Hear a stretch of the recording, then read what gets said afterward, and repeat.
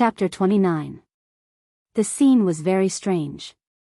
Surrounded by a group of brightly dressed people, a youngster dressed in coarse sackcloth received the arcane badge representing honor and status from the hands of the kingdom's strongest wizard, Mediv. Such a huge contrast made those aristocratic magic apprentices extremely dazzled. What the eye doesn't see, the heart doesn't grieve over, but etiquette didn't allow them to lower their heads. Otherwise, not only would it be contempt for Duque, it would also be disrespectful to the Mediv who issued the badge. At this time, applause rang in the surroundings. Whether it was heartfelt blessings or envy, jealousy, and hatred for Duque to go to hell, at least the applause was very warm. Congratulations, Sir Marcus. Congratulations, congratulations. The sounds of flattery rang out incessantly. After becoming an official wizard, the treatment they received was naturally different. Practically everyone had a smile on their face. It was as if the questioning and even the insults from a moment ago were just Duque's hallucination. Duque, you are still young. The world of adults is sometimes so terrible. You just have to get used to it. Mediv smiled warmly at Duque. Very naturally, a clever attendant had already delivered a wine cup filled with fine wine. Originally, this was supposed to be a celebration of the birth of the Royal Magic Academy's chief apprentice. Now that it was brought, the standard was a bit lacking, but the timing was just right. When Duque mechanically picked up the wine cup, Mediv took the initiative to touch his cup with Duque's, and then downed his wine in one gulp. As a senior, as a highly respected court grand wizard, Mediv's appreciation of Duque fell into the eyes of everyone in the surroundings. This was an honor that mortals could only dream of but not reach. Ladies and gentlemen, I still have a lot of things to do, so I will take my leave first. Finished speaking, Mediv left in a carefree manner. As a court grand wizard highly regarded by the king, at this moment, Mediv still performed his duty of assisting the king. In Duque's timeline, Mediv was the busiest and most active at this time. He just didn't know whether the Mediv just now was Sardra's, or Mediv's own will, or Mediv's will under Sardra's mental suggestion.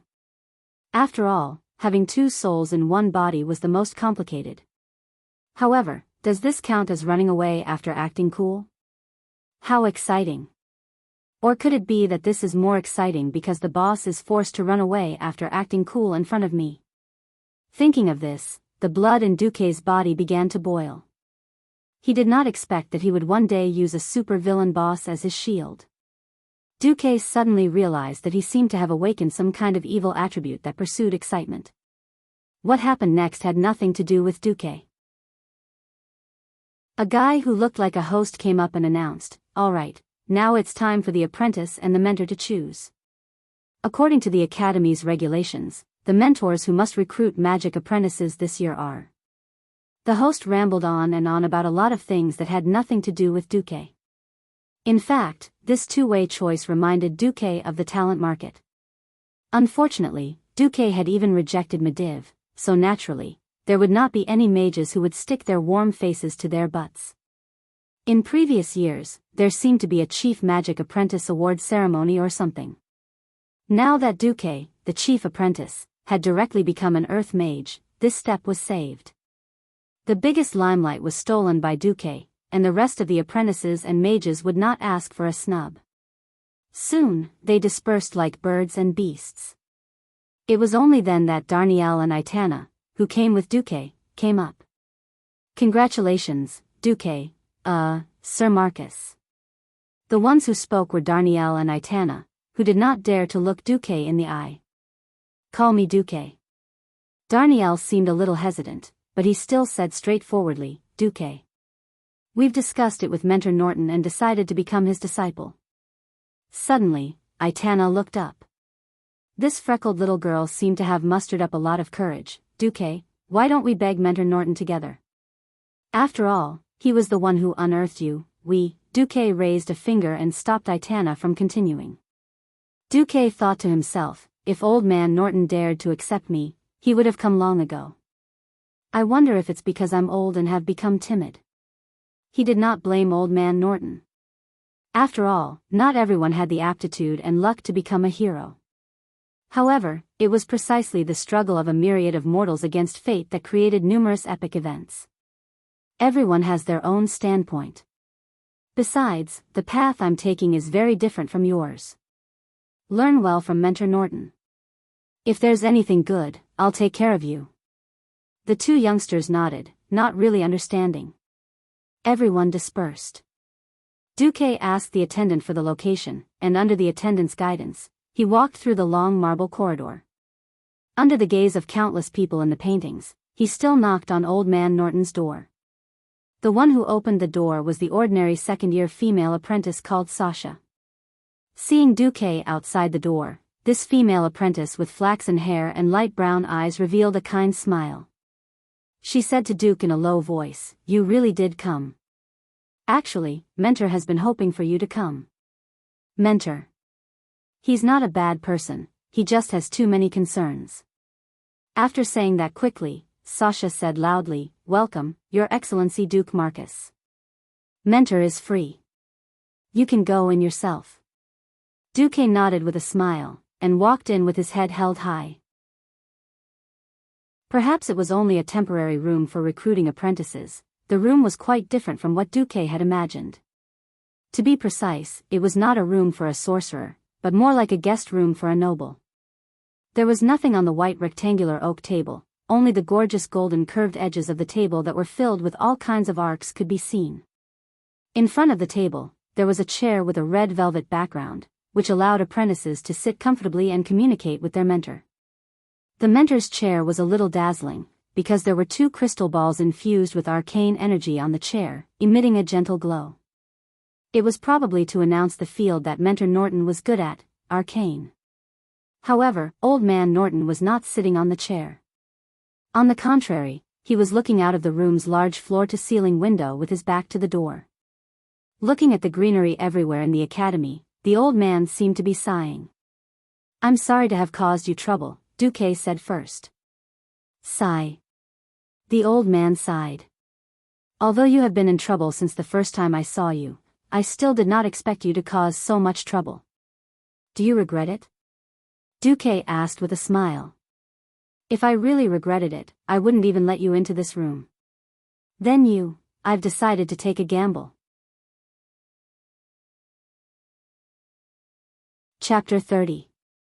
No one knew what Duque had gotten from Old Mage Norton, but soon, half of the mages in the academy knew that Old Man Norton had gotten a High Elven Mage Apprentice Handbook from the royal family of Kuel Salas, and that it had been used by Kale, that Sunstrider.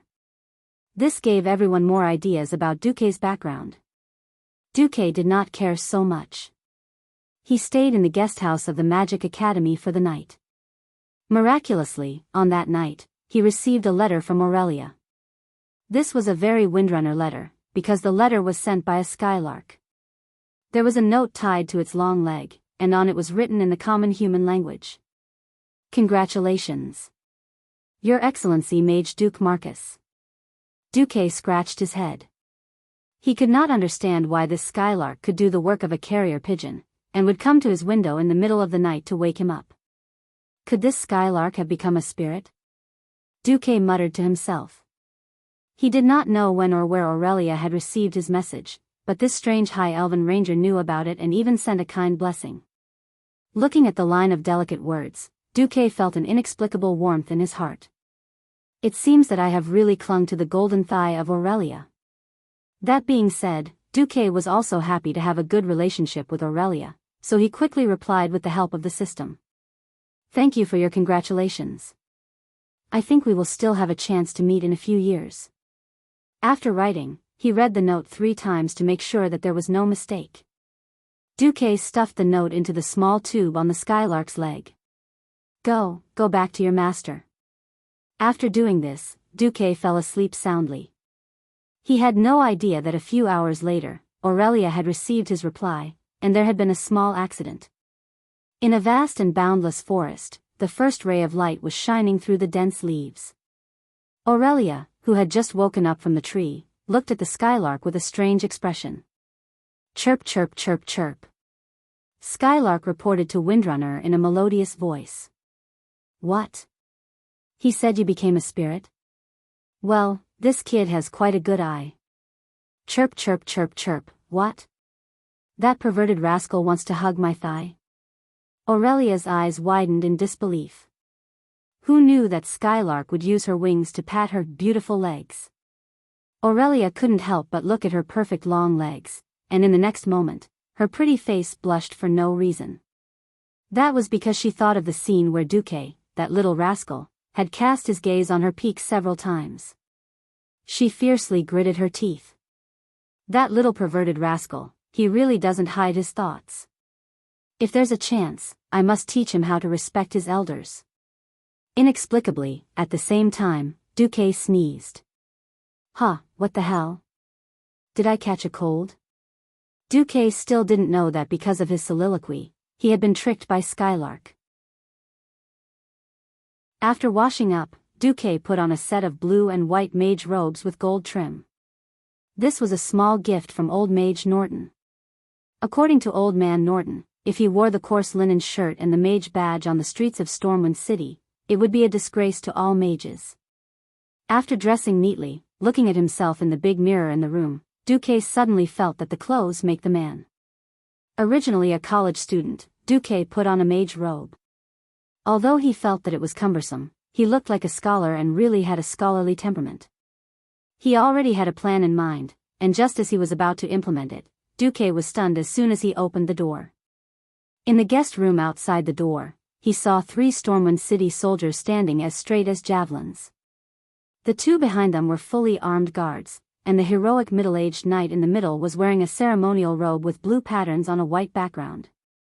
There was a golden shoulder ornament like a sword tassel on his shoulder. His brown hair was neatly combed, and even an ant couldn't climb on it. The knight lightly hit the left side of his chest with his right fist and bowed. Hello, respected Sir Earth Mage Duke Marcus. I am Garcia Rodi, the commander of the Stormwind City Garrison Army's 3rd Regiment. I bring greetings from Stormwind City's commander, Anjuin Lothar. Lothar looking for me?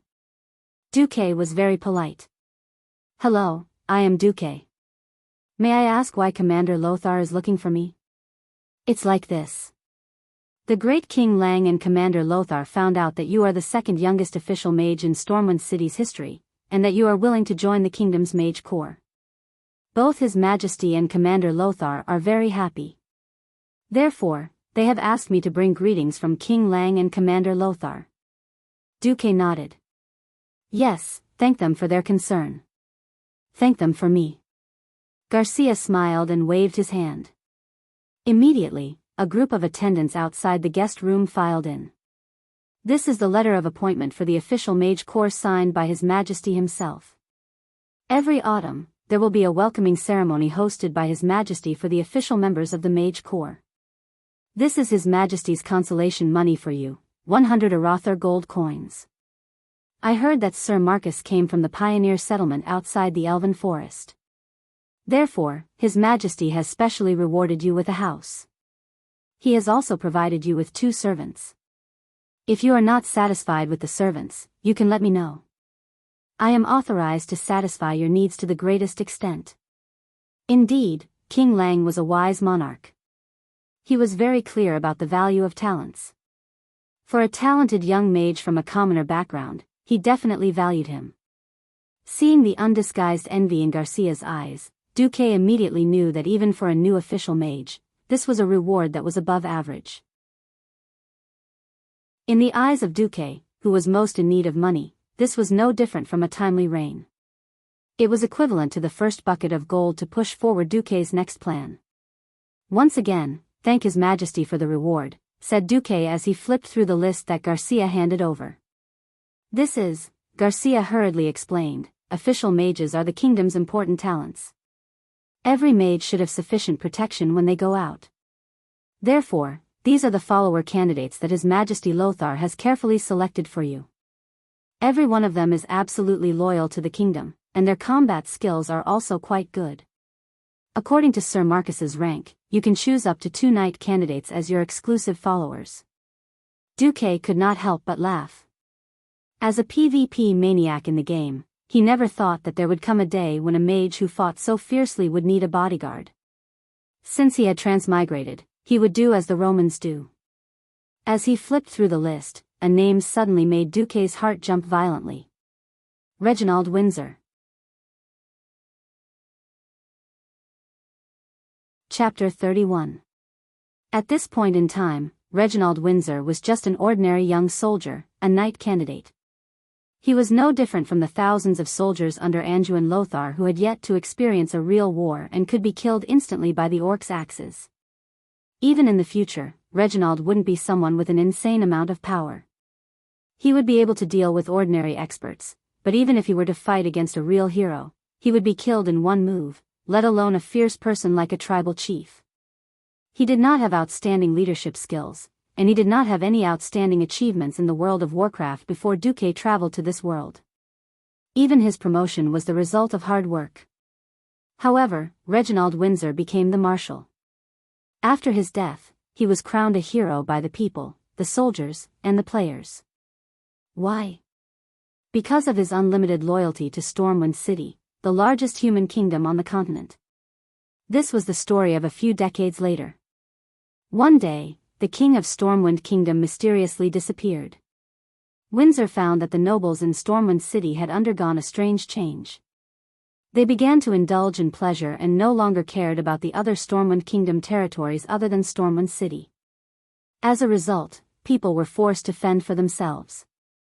In the Westfall, Jirian Stroman formed the Westfall People's Army, while in the Twilight Forest, Duke Ebenlock formed his Night's Watch to protect the people of the Night Town alone.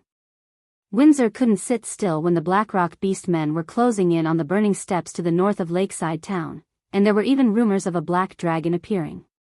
He thought of his mission and took the initiative to request to go to the burning steppes to lead the alliance against the Blackrock Beast men and the Black Dragon. However, Countess Catrana Presto, who had a great influence in the council, firmly opposed his proposal. The Countess's influence even swayed the decision of the regent, Bolvar Fordragon. After completely falling out with the Duchess, he went alone to the Alliance camp in the Burning Steppes. In fact, he was exiled by Stormwind City, to preside over the battle against the Blackrock Orcs. However, Stormwind City never sent any reinforcements to the Burning Steppes, and Marshal Windsor was captured by the Dark Iron Dwarves in an ambush. The Marshal could only deduce the cause and effect of everything alone in the prison. After connecting all the causes and effects, he found the biggest suspicious point was the Countess Catrana Presto who mysteriously appeared in Stormwind City on the eve of the king's disappearance. However, he had no proof. When we found Marshal Windsor in the iron jail, he refused to come out, and cursed the Duke of Bolvar Fordragon for being a perfect fool. In fact, now that everything had been sorted out, it was actually safer to stay in the Dark Iron Dwarves prison. He wasn't afraid of death, but he was afraid that he wouldn't be able to uncover the Black Dragon's conspiracy before he died. When Duque and the players found a mysterious note in the Blackrock Abyss and handed it to Marshal Windsor, he became excited. He saw hope. He had found proof. This was the hope to break the mystery. He had the players get the 2 stone slabs and rushed out of the prison. He wanted to go to Stormwind City, for the sake of Stormwind, for the sake of the Alliance, and expose the true face of Countess Catrana Presto. He entered Stormwind City, and under the witness of the 5 heroes of the Second War, he gained the trust of his former friend. Along the way, all the soldiers knelt on one knee and saluted him. He entered Stormwind's stronghold and used the stone slabs he obtained from the Dark Iron Dwarves to force out the true face of Countess Catrana Presto, the princess of the Black Dragon, Onyxia. The enraged Black Dragon gave Marshal Windsor a fatal blow before flying away. Bolvar Fordragon, who had regained consciousness, single-handedly destroyed the Black Dragon guards who had taken human form around him. But none of this could save Marshal Windsor's life. A hero had finally reached the end of his life. He faced his fate with a smile and was fearless. Recalling the tear-jerking history in the game, Duque couldn't help but feel lost and thoughtful. Turning his head to look out the window, the first rays of dawn seemed to have just brushed past the tips of Duque's hair. It had only been a few days since he transmigrated, but Duque felt that this period of time had been spent in urgency and unease. Duque suddenly smiled. He used to think that if he could hear the names of Stormwind City, Karazhan, and the Dark Portal from the Warcraft movies, and hear these memorable lines, he would be very happy and satisfied. Because in those countless days and nights, he had measured every inch of the land with the feet of a silly wizard named Little Demon Feifei. Even if time flew, and this once world's #1 game could no longer keep up with the times, and was mocked by younger players for being outdated, he still loved her. Every night, he would dream of her. When he couldn't sleep, he didn't look at the moon outside the window. Instead, he logged into the game, sat on his favorite pure white griffin, flew into the sky, and looked down at this beautiful continent. He used to think that the box office of the Warcraft movies was not good, and that there would be no more sequels. Not only did he buy 10 or 20 movie tickets, but he also organized a group with his childhood friends to watch the movie. Because she was with me for such a long and beautiful time, he used to think that this was the best way to protect her. But now, I have found a better way to protect her, Duque muttered to himself. He raised his head and looked at the rising sun. Duque knew very well that he couldn't fight against Sardras, who had obtained Mediva's body and a huge amount of guardian magic. Even if all the forces on the continent joined forces, they might not be able to do it. The opening of the dark portal was irreversible. The sun shone on Duque's face. It was warm, and Duque felt the pulse of fate again. The sun would rise day after day, and the only thing he could control was the progress of fate after the opening of the dark portal. At this point, Duque took a deep breath and waved the name list in his hand. He pointed at Reginald Windsor's name. "Hello, Captain Kasia. I want him." Him? Kasia's expression was a little strange. Of course, the strange reason came from Duque. He noticed that Duque's reaction became very intense when he saw Windsor's name. "Is there a problem?" Duque asked. Since his name is on the list, it means that Sir Lothar thinks that he is a reliable and capable young man. I don't have a problem. I'm just curious why you chose him." Duque smiled and said, "Because I feel the fetters of fate."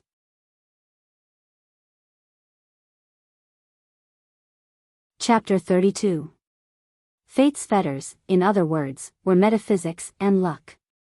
This wasn't really a reason, so it could only be attributed to unreliable intuition. In the end, Captain Garcia didn't probe further. Since Duke was so obedient and he was doing things within the scope that Lothar had given him, there was nothing much to say. After some small talk, he gave Duke a guarantee. "Mr. Reginald Windsor will appear before you in an hour, Your Excellency." A true soldier would definitely be very disciplined. None of the soldiers trained in Stormwind City were useless. When Duque saw Windsor in the guest room, Duque couldn't help but laugh. He said he obeyed, but his face was full of dissatisfaction. The only thing missing was the words, "I hate you," engraved on his forehead. In the game, Duque could only see a gamified uncle. But when he saw Windsor in person, Duque felt that the marshal was once young. He was quite cute. Even though the marshal still had the blonde crew cut, he was still very old. How much beard could a 14-year-old boy have? A full beard was out of the question. The beard under his eagle nose was a faint golden mark. Plus his square mouth, distinctive golden eyebrows, and purposely stiffened facial muscles, he looked like a poker face. The only thing that satisfied Duque was Windsor's muscles. His bulging biceps and thick thighs were full of explosive power. With those muscles, he could probably fight 10 Duque at once. Of course, compared to an adult orc whose arms were thicker than a human's thigh, Windsor was still at a disadvantage in terms of strength. Duque smiled and said, "Why? Windsor, are you not satisfied with becoming my follower?" It was obvious that Windsor was a typical soldier. He was straightforward and didn't bother to hide his thoughts at all. "Yes.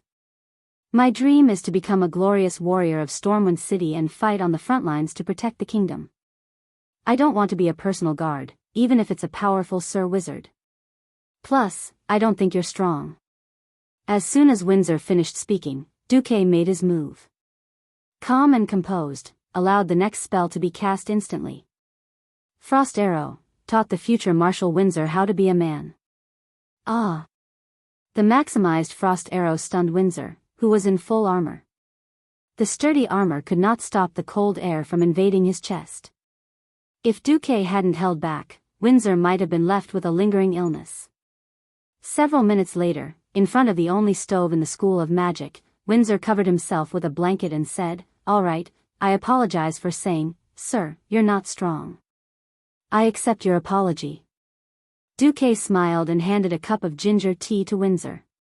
Windsor, who had begun to acknowledge Duque, was no longer as stiff as before. "However, I still believe that becoming your follower is in conflict with my dream." "What exactly is your dream? Have you thought about it?" Windsor was a little confused. Didn't he already say what his dream was? Duque continued, "Actually, our dream is the same, to fight for the rise of Stormwind." Windsor's body trembled. "Do you see the shining lion emblem on your chest?"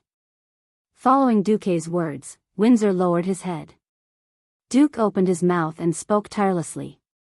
"In the past, in order to deal with the threat of the trolls, Thoradin the Great united all the human tribes and established the Great Arother Empire.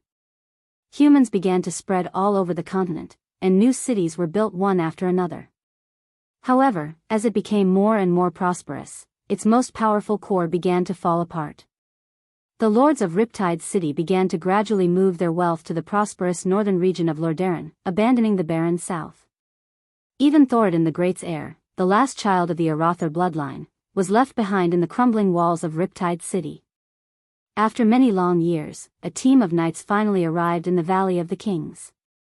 A man raised his sword in front of the knights and said, "I swear on my sword that Stormwind will bear the glory of the Arother Empire and sweep away all oppression and injustice.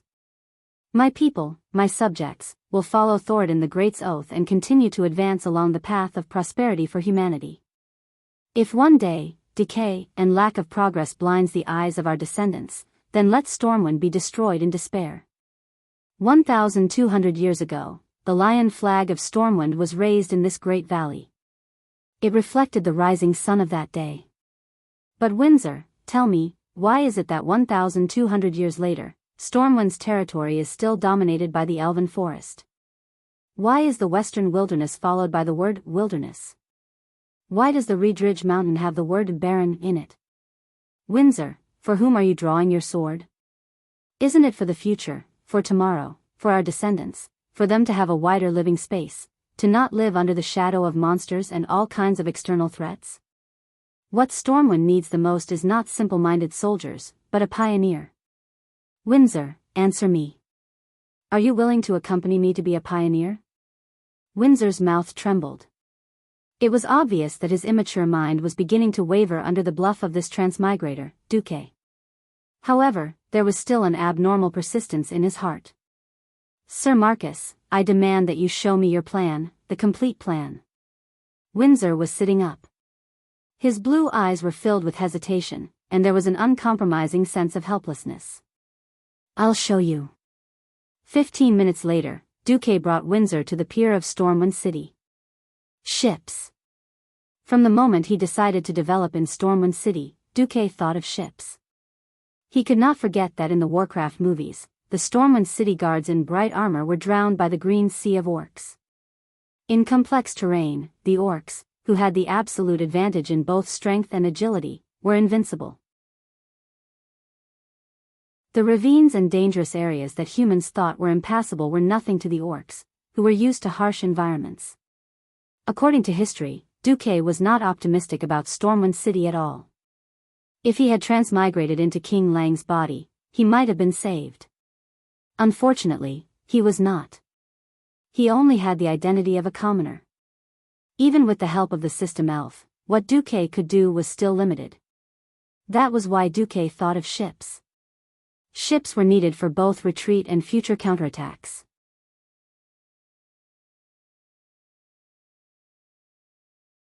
Chapter 33.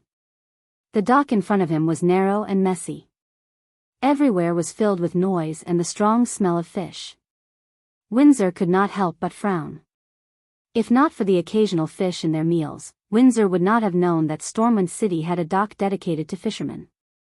The not-so-wide wooden pier extended from the sandy shore to within 40 paces of the water's edge. All he could see were small fishing boats. Many of the wooden boards on the dock had rotted, and there were many holes in them. Stepping on them not only made dangerous squeaking sounds, but one could also twist their foot if they were not careful. There was only a slightly larger stone dock in the distance. That was one of the few naval ports in Stormwind City that belonged to the Royal Navy. The size of the Royal Navy was slightly better than the Mongolian Navy. In any case, they were the kind of people who would be laughed at if they dared to say, "My journey is the Sea of Stars." 3 medium-sized armed sail-class battleships. This was the entire Stormwind Kingdom's navy right now. Although they were well maintained, Duque could even see that the paint on the ships was freshly swept. There were even new recruits painting the plywood under the supervision of officers. But the impression it gave Duque was still weak. Too weak. In Duke's mind, he could not help but imagine such a scene. The endless number of orcs were like a huge green wave, roaring through every street in Stormwind City. The storm chariots in the middle of the road fought back bravely, but in front of the absolute power of the orc infantry, every line of defense was like paper. If they could not retreat in time, they would immediately be engulfed by the tide of orcs and crushed into dust. The tall and incomparably strong orcs created one terrifying earthquake after another. The Trade District, the Mage District, Stormwind's stronghold. All the buildings were easily destroyed and collapsed like dominoes. All the humans were either captured by the orcs or sacrificed to Stormwind City. All the land routes had been blocked by the orc army, and the only escape route in Stormwind was the sea. Tiras, one of the 7 kingdoms of the humans, had sent a huge fleet to help Stormwind evacuate its citizens and troops, but due to the small size of the dock, they were unable to increase the speed of their retreat. This was the first major disaster in the history of the world of Azeroth in 1,000 years, all because of a bad dock. Therefore, after Storm City was rebuilt for the second time, Storm City gained a huge dual-use port, Storm Port. However, right now, this was just a fisherman's wharf that wasn't even marked on the city's map. Duque was disappointed. Not to mention the fact that he couldn't get a boat in such a short time. Even if he did, he wouldn't be able to use it because the dock was too small. Also, it was a problem for him to have too many ships. You're just a little magician. What are you trying to do with a fleet that's even more ridiculous than the royal fleet? There must be a suitable reason. In his mind, Duque quickly adjusted his plan. Go. We'll go to the shipyard first. With a doubtful Windsor in tow, Duque arrived at the small shipyard beside Stormwind's dock. The shipyard wasn't big. A bare-chested old man with a hunched back that showed no signs of aging saw Duque walk over. He was stunned for a few seconds before he reacted and bowed. After all, a young magician with a magician's robe and an official magician's insignia, and a young knight in military uniform, such a combination was definitely rare in this place. Good morning, respected Sir Magician. May I ask how Jackson can help you? How big of a ship can you build here? I mean the biggest. Duque directly pointed at the royal fleet docked in the military port. Can you build that big? Old Jackson was stunned for a moment, and immediately smiled bitterly. How is that possible? Even the Stormwind warships are custom-built from Tiras. We can only build fishing boats or cargo ships that are a few dozen tons. That's good. I want 10. Duque decided on the spot. As soon as these words came out, everyone was stunned. Not just old Jackson, even Windsor who followed him was dumbfounded. Wait. Windsor dragged Duckla out of the shipyard and to a place where no one was around. Sir Marcus, the money is yours. I have no intention of asking you how you use it. But if you are going to invest in shipbuilding, then even if I am just a knight candidate who wholeheartedly practices martial arts, I must warn you that you are going to lose. Oh. A thought-provoking expression appeared on Duque's face. Why do you say that? For the sake of the wise His Majesty Lang, please dispel this terrible idea. I know that your profession as a wizard requires a lot of money, and I also know that most of the existing money-making industries in Stormwind City are occupied by aristocrats, but you can't waste money on ships. Windsor waved his arms exaggeratedly, using his body language to express the seriousness of the matter. Go on. Only the poor are willing to eat fishy and smelly fish, aristocrats don't eat it at all. Similarly, there is no point in building a small cargo ship of several dozen tons. There is not even a decent town in the coastal waters where such a small ship can go. Who are you going to sell the goods to? As long as you leave the coastal waters, there will be damn Nagas and fishmen everywhere. Duque still smiled without saying anything. Windsor became more and more anxious. It's not that no merchant ships will come. In fact, only the Kultira's merchant fleet comes once a year, and they stop at the military port. They come to dump the goods of Lordaeron that cannot be sold elsewhere to Stormwind City's aristocrats. When Duque heard this, he immediately understood. At this moment, Stormwind was still a poor and remote place in the eyes of the continent's major human kingdom's aristocrats. In fact, if it were not for the various invasions in later generations, as well as the undead Scourge Legion that almost destroyed the human kingdoms north of Stormwind City, who would have expected that Stormwind City would become the strongest and safest shelter for humans? Duque. Listen to me, unless you can earn the money of those aristocrats, no side business will be able to satisfy the money you need to practice magic. This is also why so many mages become court mages or exclusive mages of the aristocrats. Duque suddenly smiled brightly. Windsor, why don't we make a bet? Bet again? You're going to lose so much money. Indeed, whether it is for my personal training or the needs of development, I need a lot of money. Then let's bet on whether I can earn 500 gold coins in 3 months or not. If I can't, then it will prove my level, and I will let you go back to Lothar as your knight candidate. Windsor suddenly had an ominous feeling. What if you win? First of all, I will call you Reggie from now on. Your name is too long and troublesome. Then, you will follow me from now on. I will tell you who is the hope and future of Stormwind.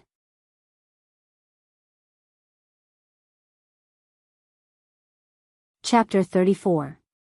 Old Jackson, it's still the same, I want 10 of them to meet the standards for offshore transportation and fishing. As big as you can make them, when can I get them? Duque's words gave old Jackson a shock. He did not expect that this young mage who seemed to have never seen the world really wanted to build a ship. It would be a waste not to take the money that was delivered to his doorstep. Old Jackson sighed, I don't have that much material here, I only have 5 keels for new ships. Any more and I will have to spend time looking for materials. If you only need 5 new 30-ton ships, I can guarantee that they will be ready for you within a month. Each one will cost 50 gold coins. A 30-ton ship was actually very small, converting to the size that Duque was familiar with. It was only 15 meters long and 3 meters wide. It was only slightly bigger than a dinghy. All right, it's settled. Here's the deposit. After saying that, Duque immediately took out the 100 gold coins that Lothar gave him in the morning. There's no need for that much, if it's you, Sir Mage, we only need a 10% deposit. Then help me recruit some sailors for the rest. Old Jackson's wrinkled face showed a hesitant expression. He bit his lips and finally spoke. There are plenty of lads at the dock who have nothing better to do. It's not impossible for me to help you recruit some. They are all good lads, even though they are good swimmers and have good character, they are not sailors. I can't agree to let them do high-risk business. Duque smiled confidently. It's fine, I'm just fishing and transporting some goods that are presentable. On the contrary, I hope that the lads I recruit will be clean, if I find out that anyone dares to hide some goods. Calm and composed, Flame Blast, a fireball the size of a water tank formed in Duque's hands in an instant, flew out and exploded in the sea beside the shipyard. Accompanied by a loud boom, a large pillar of water exploded. Windsor, who was at the side, was completely petrified. Duque actually held back this morning. If such a large fireball hit me, wouldn't I turn into charcoal in an instant? The people on the boat, including old Jackson, all had their legs shaking and trembling non-stop. I'm sorry, I didn't mean to threaten you. But what I'm about to do next is really important. I don't want any bad fellas among my men. Duque nodded and left with Windsor. Duque did not return to the house that Lothar gave him. Instead, he went to the guest house of the magic school and borrowed a pen and paper from old Norton. Spreading out the A2-sized piece of paper on the table, Duque picked up the quill that needed to be dipped in ink to write and activated the system assist. The system notification rang. Beep. Descriptive geometry and the drawing software AutoCAD have been detected in the host's memory. System optimization and sorting. Drawing assistance function completed. Under Windsor's astonished gaze, Duque used less than 10 minutes to draw a profile of the ship and handed it to Windsor. Keep this blueprint well. This is 500 gold coins for travel expenses. I need you to make a trip to cultivation. Bring the entire family of the craftsmen who are capable of building a ship of this level back to Stormwind City. If I'm not back by then, place him in the house that Sir Lothar gave me. Windsor wouldn't be able to understand the blueprints. But he could barely recognize the name of the original owner of the gold note that was recognized by the Seven Kingdoms and could be exchanged in the main cities of the Seven Kingdoms was the venerable old wizard Norton. Hiss, Windsor gasped. It turned out that whether he was there or not, Duque was going to do something big. Windsor asked, then what are you going to do during this time, Sir Marcus? Of course I'm going to level up. Oh, it's to practice magic. At the same time, I'm going to make preparations for this investment. The world of wizards was not something a soldier could meddle in. Despite his doubts, Windsor was grateful for Duque's trust in him. After all, in his opinion, 500 gold coins was already a huge sum of money. After all, this amount of money was enough for a small family to live a lifetime of prosperity. Unexpectedly, Duque did not even ask a single question and directly handed him this huge sum of money. Well, please rest assured that I, Reginald Windsor, will not let you down. On this side, Duque hurriedly returned to his home, in Stormwind City and left Stormwind City. Lothar really valued him. His home was located in the garden area. According to the standards of the pre-transmigration era, it was already a villa. At least there were 2 small gardens of about 10 square meters in front and 1 at the back. Before the transmigration, if this was in a first-tier city, it would definitely be an expensive property worth millions. But in Stormwind City, compared to the mansions of those nobles, this was really a very ordinary standard. Duque did not feel at ease here. Since it was a house that was destined to be destroyed by the flames of war, there was no need to worry about it. However, Duque's investment, in a very short time, reached the ears of another group of interested people. When Fame Brando heard the news of Duque's investment in shipbuilding, he laughed on the spot. That idiot actually built a ship. Stormwind City has no specialties to sell at all. We collect so much tax every year, but we can only be at the mercy of those profiteers, cultiras, or the even more damned goblins. Alright, I'll see Duke lose so much that he doesn't even have his pants left. The Brando family were not stupid. When Lothar vaguely asked the Brando family about their feud with Duque, the Brando family sternly warned Fame Brando. Before you understand the situation clearly, you are forbidden from contacting that Duque in any form, whether directly or indirectly. Otherwise, if you offend Lothar, the entire Brando family will be destroyed. For the time being, they could not do anything to Duque, but it did not mean that they could not curse Duque in the worst way possible. In fact, it was not only Brando, even in the Academy of Magic, there were many mages who looked at Duque's actions with disdain. From their point of view, for a noble mage to personally run a business was a disgrace to the profession of a mage. Even the most neutral mage would feel that Duque was not doing his proper work, and was wasting his talent and time. After all, the ocean of magic was so vast, and the human lifespan was too short compared to the amount of time needed to spend in the field of magic. But these things, Duque did not care. After hiring a carriage and a team of mercenaries, Duque spent a full 5 days crossing the Elven Forest, and arrived at the Western Wilderness, southwest of Stormwind City. Western Wilderness. I'm coming.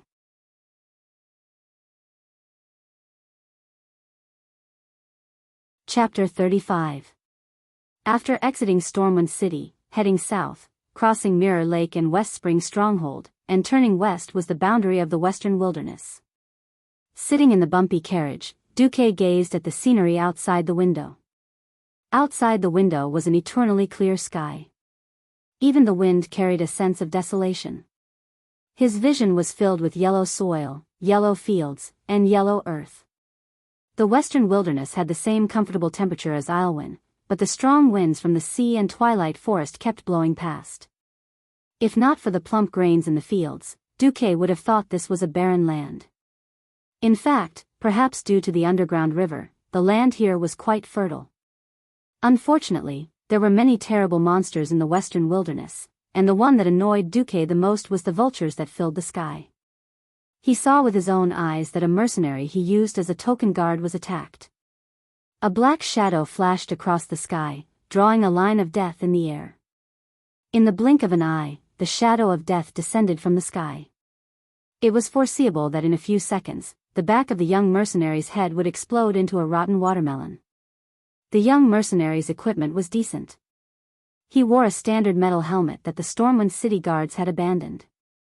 However, such a ferocious attack was not something an unprepared recruit could defend against. The impact alone was enough to break his cervical vertebrae. It was not hard to imagine that he would die in an instant.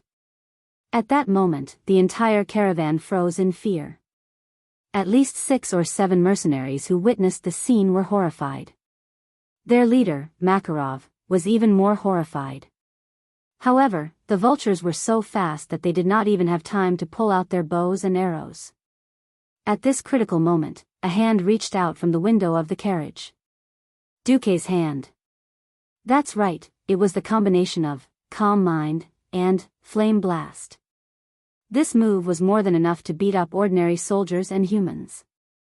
However, as a directional spell, in the real world of Azeroth, there was no such thing as locking onto a target and being sure to hit it. It relied on the mage's own judgment. Prediction and whatnot was a very mysterious thing in and of itself. This thing relied on experience and intuition.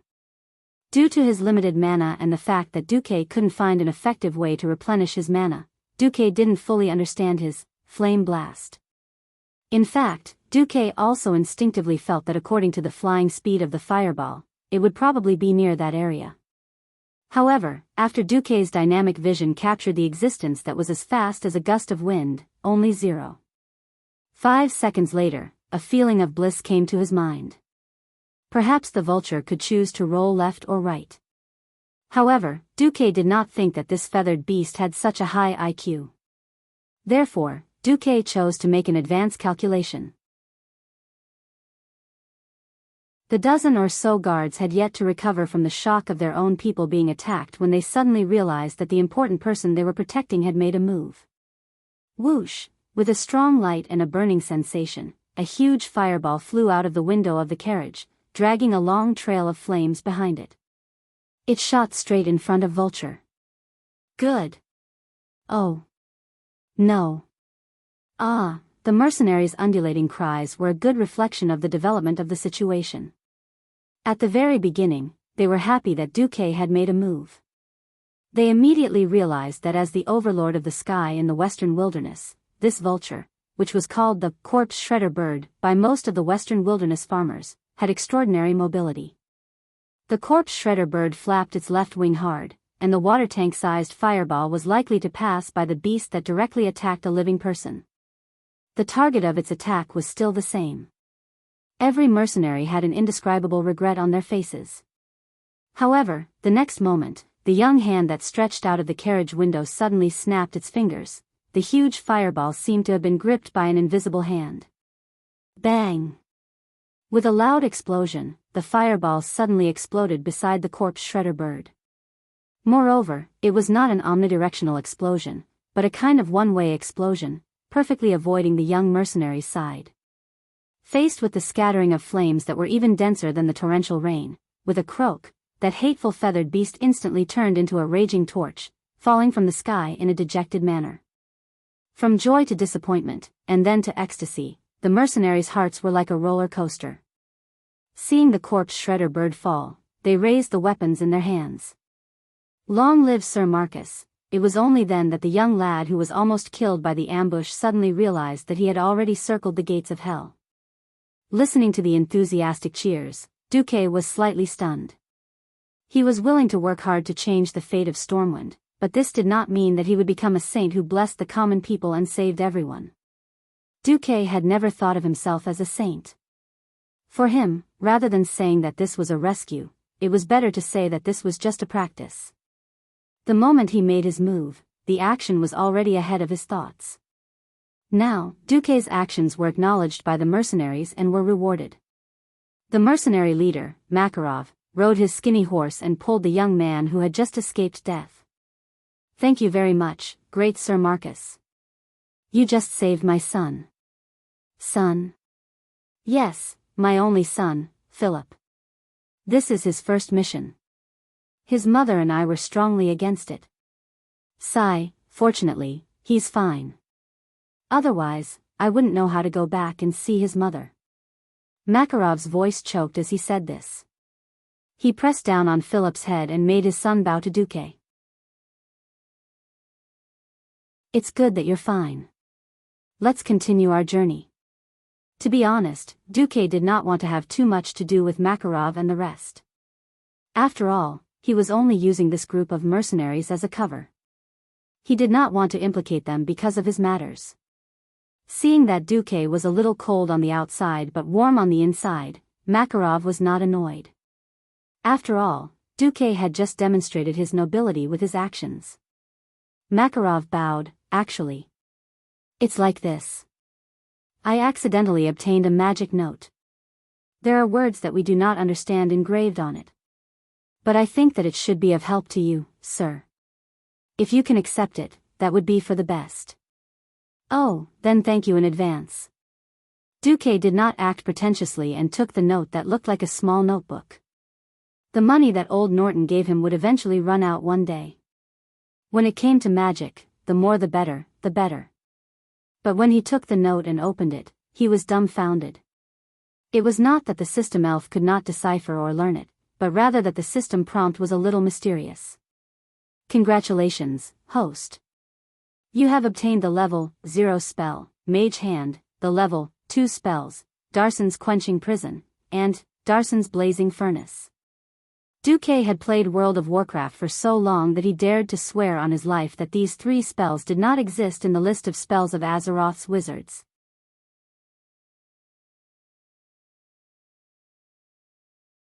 Chapter 36. Duque's life was worthless. Duque's moral integrity was not worth much at all. Duque's oath still had some effect. Duque felt a tremor from the deepest part of his heart. After entering the world of Azeroth, he once again felt the prank from fate. The 4 Windrunner sisters and whatnot were already ridiculous enough.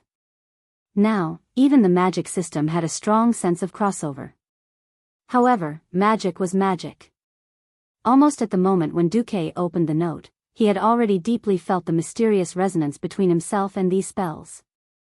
It was like a sense of recognition, a more circumstantial way of thinking coming into his mind.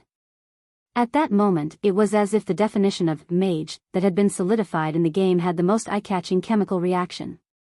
Back in Duque's Viry, mages only represented high-attack long-range artillery, the strongest control profession. However, at this moment, there seemed to be the brightest light illuminating his mind, and in this light, a door opened. He seemed to have passed through this door and saw many things that were beyond the framework of his mind. Unconsciously, a list of spells appeared in his mind.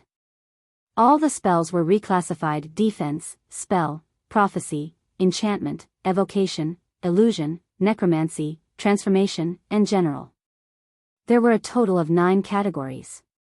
Among them, most of the categories were still hazy and pitch black. But this, after all, represented more possibilities. This was not an illusion that only existed for the briefest moment and immediately dissipated, but a kind of development that broke the rules of Azeroth. Even this list of spells could be repeatedly brought up in the field of vision through the system elf. Duque also discovered one thing. Whether it was Flame Blast, or Frost Arrow, at the beginning, or Darson's Frigid Prison, and other spells, it seemed that the spells that were related to him before he transmigrated would all be greatly enhanced. For the spells related to fire and ice, the large number of thermodynamic calculation formulas that popped up in the system prompt was enough. Even Mage Hand, which should have been categorized as a level 0 cantrip, was greatly enhanced. The reason for the strengthening made Duque speechless. A lot of motion capture technology has been detected in the host's memory, inputting and improving the corresponding laws. Preset thought transmission nodes in Hand of Magic. Hand of Magic is expected to increase flexibility by 180% and strength by 230%.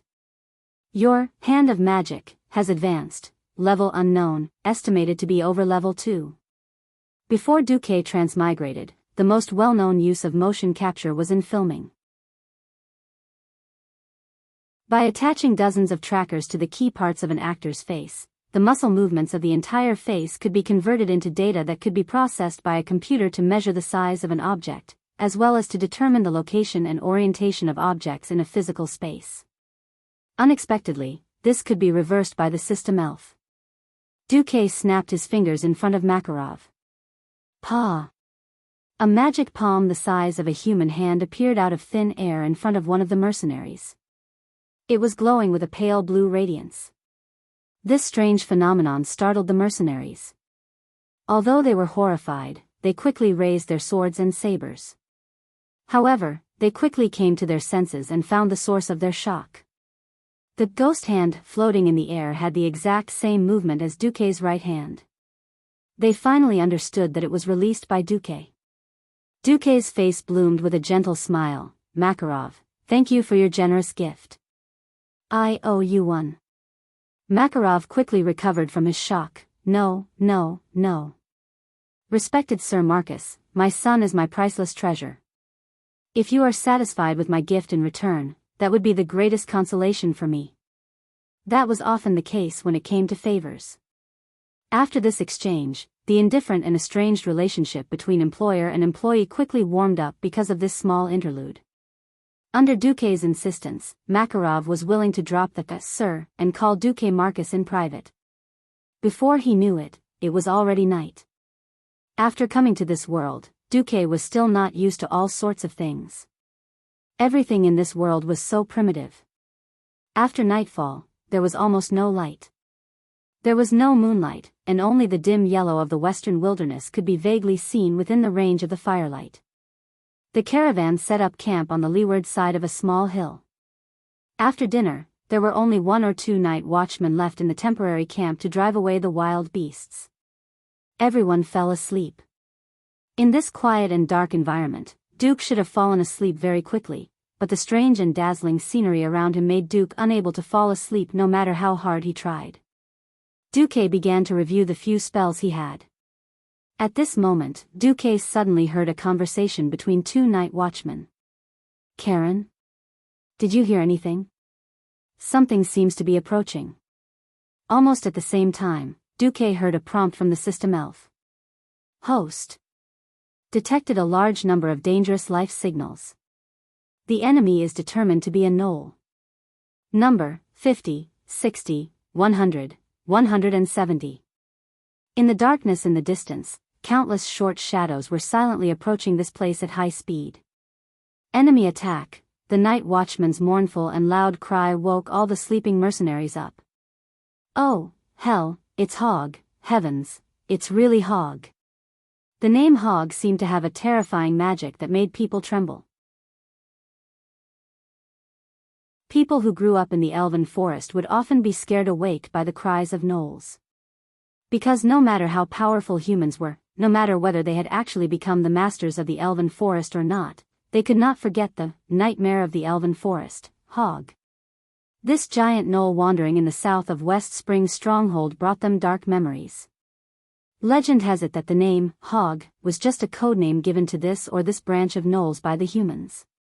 People did not know how long the gnolls lived, but the people of the elven forest always called the leader of the gnolls, the largest one, Hog.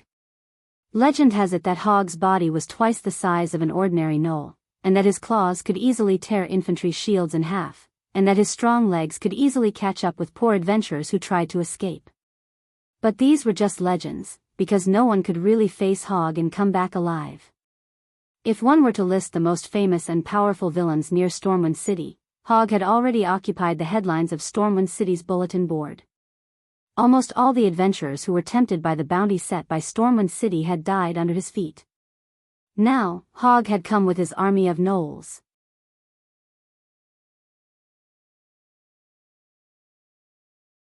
Chapter 37. Darkness brought about a primal fear. The fear of darkness was imprinted in the hearts of humans since the time when they ate raw meat and drank blood. It was now fermenting in everyone's hearts. Every mercenary felt a bitter taste in their mouths. Damn it! Did Hog bring his entire gnoll army? Aren't they only active in the elven forest? Why would they cross the river and come to the western wilderness? The people of this era had night blindness due to the lack of sea products in their diet. Even with the light of the fire, they still looked like they were covered in shadows. Makarov suddenly laughed dryly. Oh, think on the bright side. The sheriff of Gold's Hire in the elven forest, Duhan, has been waiting night after night. He's waiting for a hunter who can bring back evidence of Hog's death. If we can kill Hog and bring his huge claws to the people of Gold's Hire, we'll get double the reward. Boss, we're dead for sure. Makarov's joke did not boost their morale. Have you forgotten who we still have? Makarov's reminder suddenly boosted everyone's morale. That's right. We still have Sir Duke Marcus. Thinking of Duque's extravagant and unimaginable magic during the day, everyone felt as if they had drunk a glass of strong alcohol, their bodies surging with warmth. They could not help but put part of their attention on the carriage. At this moment, Duque's expression was not good. He really did not expect to welcome his first real battle at this time. And the biggest problem was that the style of these gnolls had changed. When old Norton first escorted Duque's 3 apprentices to Stormwind City, Duque had also encountered gnolls. At that time, gnolls were just monsters with strong limbs but short statures. Other than their numbers, they had nothing good about them. But now, it was completely different. Through the system elf, Duque was able to see the gnoll's body shape. Duque paid attention to the data given by the system. An adult gnoll is about 1.9 meters tall and weighs about 120 kilograms. After the system elf filled the targets with light, Duque noticed that these humanoid monsters had greenish-gray or dark green skin and aardwolf-like heads that were 3 times larger than their brethren. As for the giant monster that was more than 4 meters tall, it had the following description. Mutated elite monster, Hog, data unknown, detected unusual increase in strength. Danger assessment is high danger. It is strongly recommended that the host retreat. Seeing this, even Duke couldn't help but let out a hiss and suck in a breath of cold air. What the hell was this? This was completely against the rules. 4 meters tall. Wasn't this the template of an ogre? Speaking of which, Uncle Hog. Is there a need to jump out of your territory to chase after me? Before Duque traveled to this world, Hog was known as the new assassin in World of Warcraft. In the original version of the game, almost all the new players in Gold's Hire Town who received the wanted quest, Hog must die, would foolishly run off to kill Hog. As a result, the players experienced what an elite monster was for the first time. 1, 2, 3, 4. The newbie players killed by Hog could line up twice around the Earth's equator. Of course, this was an exaggeration. But it was an indisputable fact that the players were taught a lesson by Uncle Hog. In the players' mouths, whenever they talked about Hog, they would add the title of Uncle Hog. Therefore, Hog became Uncle Hog. When Duque passed through the elven forest, he didn't encounter any gnolls. Perhaps it was because Makarov deliberately chose to be close to the West Spring fortress guarded by the Stormwind guards, which made Duque forget about Hog. In the end, Hog didn't act like a tyrant in the elven forest. Instead, he crossed the border and chased after him here. This situation made Duque a little confused. Whoosh! Whoosh! Whoosh! The huge figure passed through the distant fire that was used as a warning. In the light of the fire, Hog's terrifying figure seemed even larger and more oppressive.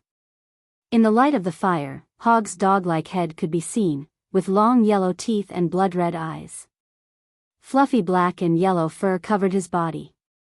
Originally, gnolls were used to taking the fur of cattle and other livestock and making simple leather armor. Of course, they also liked to take all kinds of weapons from attacking humans, so gnolls often had a variety of weapons and armor.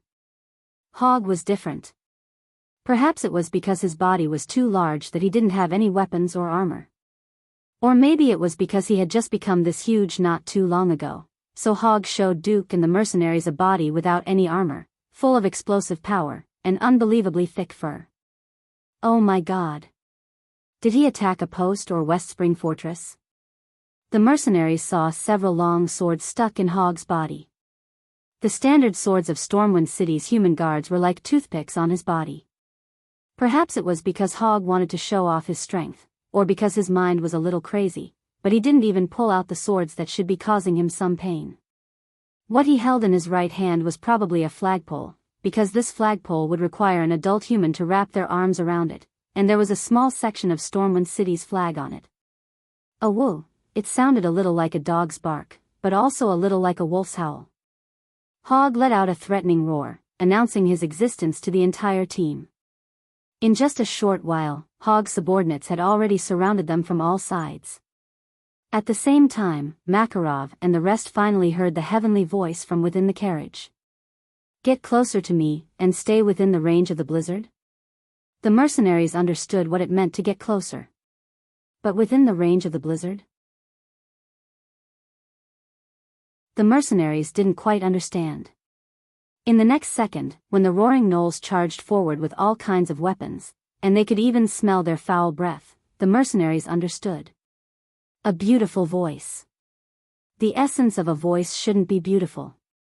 But right now, the sound of thousands of icicles falling from the sky, the sound that allowed Makarov and the others to escape death, suddenly gave the word sound a magnificent prefix. The icicles fell on the ground tens of meters wide, and the gnolls' attack faltered momentarily. The barbaric tide of monsters still wanted to break through the seemingly weak defensive formation of Makarov and the others, but they were quickly caught in their trap.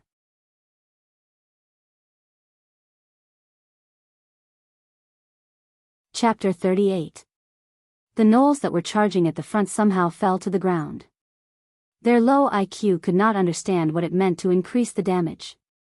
The outermost layer was indeed fluttering snow, but the slowness was just an illusion to deceive the eyes of these low IQ creatures. The closer to the center, the denser the icicles became, from the size of a thumb to the size of a goose egg, and even the size of a brick. These icicles whistled as they fell from the sky, and some of them even created strong air turbulence. The falling icicles shattered on the ground, and the cold ice powder flew all over the sky. The bone-chilling cold air numbed their nerves, and they did not even notice that the icicles that fell on their heads were not small hailstones, but long icicles that looked like icicles. A few of the gnolls that did not have eyes were smart enough to raise their small leather shields and rush through the killing zone created by the ice storm, but they did not end up any better than the previous ones. One by one, they were pierced into sieves by the icicles that fell from the sky. Makarov and the others held their breath, nervously holding their shields in front of them and holding their swords as they stared at the attack of the gnolls. What they saw was the gnolls charging at them under Hog's command, and then they fell, and again, and again. It was as if the gnolls that were charging at them were not terrifying monsters that could kill them, but fat pigs that were sent to the slaughterhouse. Everyone watched as the ice storm surrounded them in a ring shape. It did not affect them at all, but according to the intensity of the attack of the gnolls, the icicles became denser and thinner. It was as if the person in the carriage would run out of mana at any time, as if this exaggerated offensive-defensive circle would collapse at any time, but that did not happen. Every time the density of the icicles decreased, as if they could not kill even one more gnoll, their mana seemed to be magically replenished, and the density of the icicles immediately returned to its original state. Under Hog's angry roar, the gnolls tried to retreat many times, and they braced themselves to attack Makarov and the others again, but without exception, they became frozen corpses in the ice storm. From the beginning to the end, everyone could not help but feel a little numb. It was as if the people that were charging at this defensive circle were not the subordinates of the nightmare of the elven forest, but a group of sheep abandoned by the shepherds to endure the snowstorm. Someone muttered about how much bounty they could get from so many gnolls' claws. Makarov's son's mood was even more youthful as he extended his sword to test the might of the ice storm that was just inches away from him. No, Makarov's expression changed. He could almost imagine his son turning into an ice sculpture like those stupid gnolls. After all, in his eyes, even those sky wizards who had been famous for many years, or even morning star wizards, did not have such fine control abilities. Unexpectedly, with a stretch of his sword, the encirclement of the ice tempest actually bulged outwards. Hey! Before he could be proud of himself, his father suddenly pulled him back. Dad, I'm fine. The young man's eyes widened in disbelief. If his father hadn't pulled him back, he would have been a corpse by now. It was just a distance of a few fingers, but the blade of a super huge axe made of flagpole tied to stones almost brushed past his face. The huge axe swept up gravel and icicles that swept across his forehead, leaving behind a few streaks of blood. He could not imagine what would have happened if he had taken this attack head-on. His head and neck, as well as his helmet that should have had defensive properties, would have been blown apart in an instant. He would have become an unknown object that was neither flesh nor metal. Hiss! Looking at the shocking attack that split apart the ice tempest, almost every mercenary sucked in a breath of cold air. Looking at Hog's terrifying figure that bore through the sky full of icicles and forcefully broke through the ice tempest's encirclement to kill his way into the defensive circle, anyone would wonder if there was a human that could match this monster. The answer was, there was. The carriage door that was never opened other than when Duque pooped opened with a creak. The blue and white mage robe with the emblem of an earth mage was the most eye-catching thing in this moonless night. The violent ice tempest suddenly changed its direction. It no longer fell from above, but with the carriage as the center, it poured out diagonally. Arg! The screams of the gnolls reached their peak in an instant. But everyone knew that this was not the end.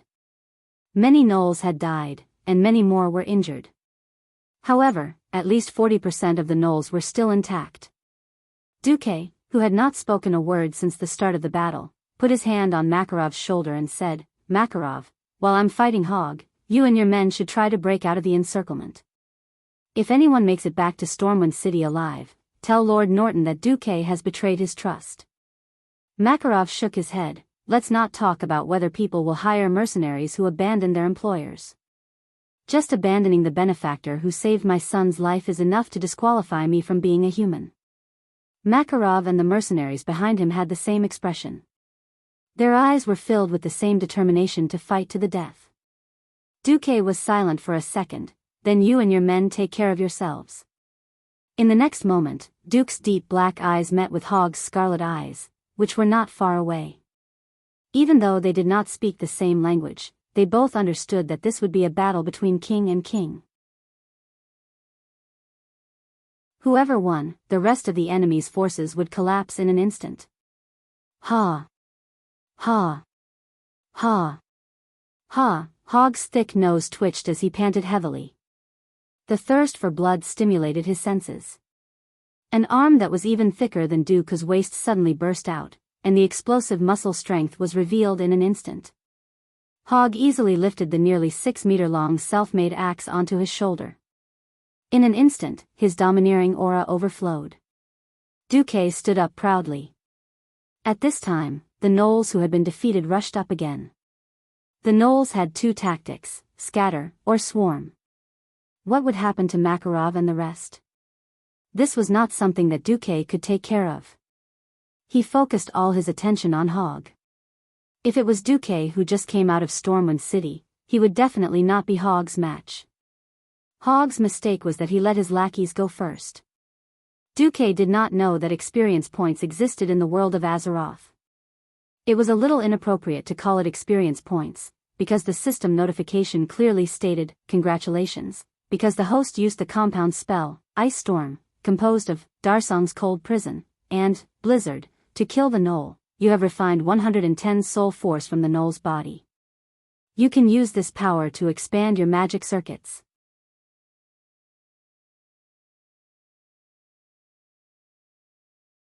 Chapter 39. As a veteran player, as a university student who could not tell the difference between a game and life after transmigrating to a different world, Duque automatically thought of it as the experience points needed to level up.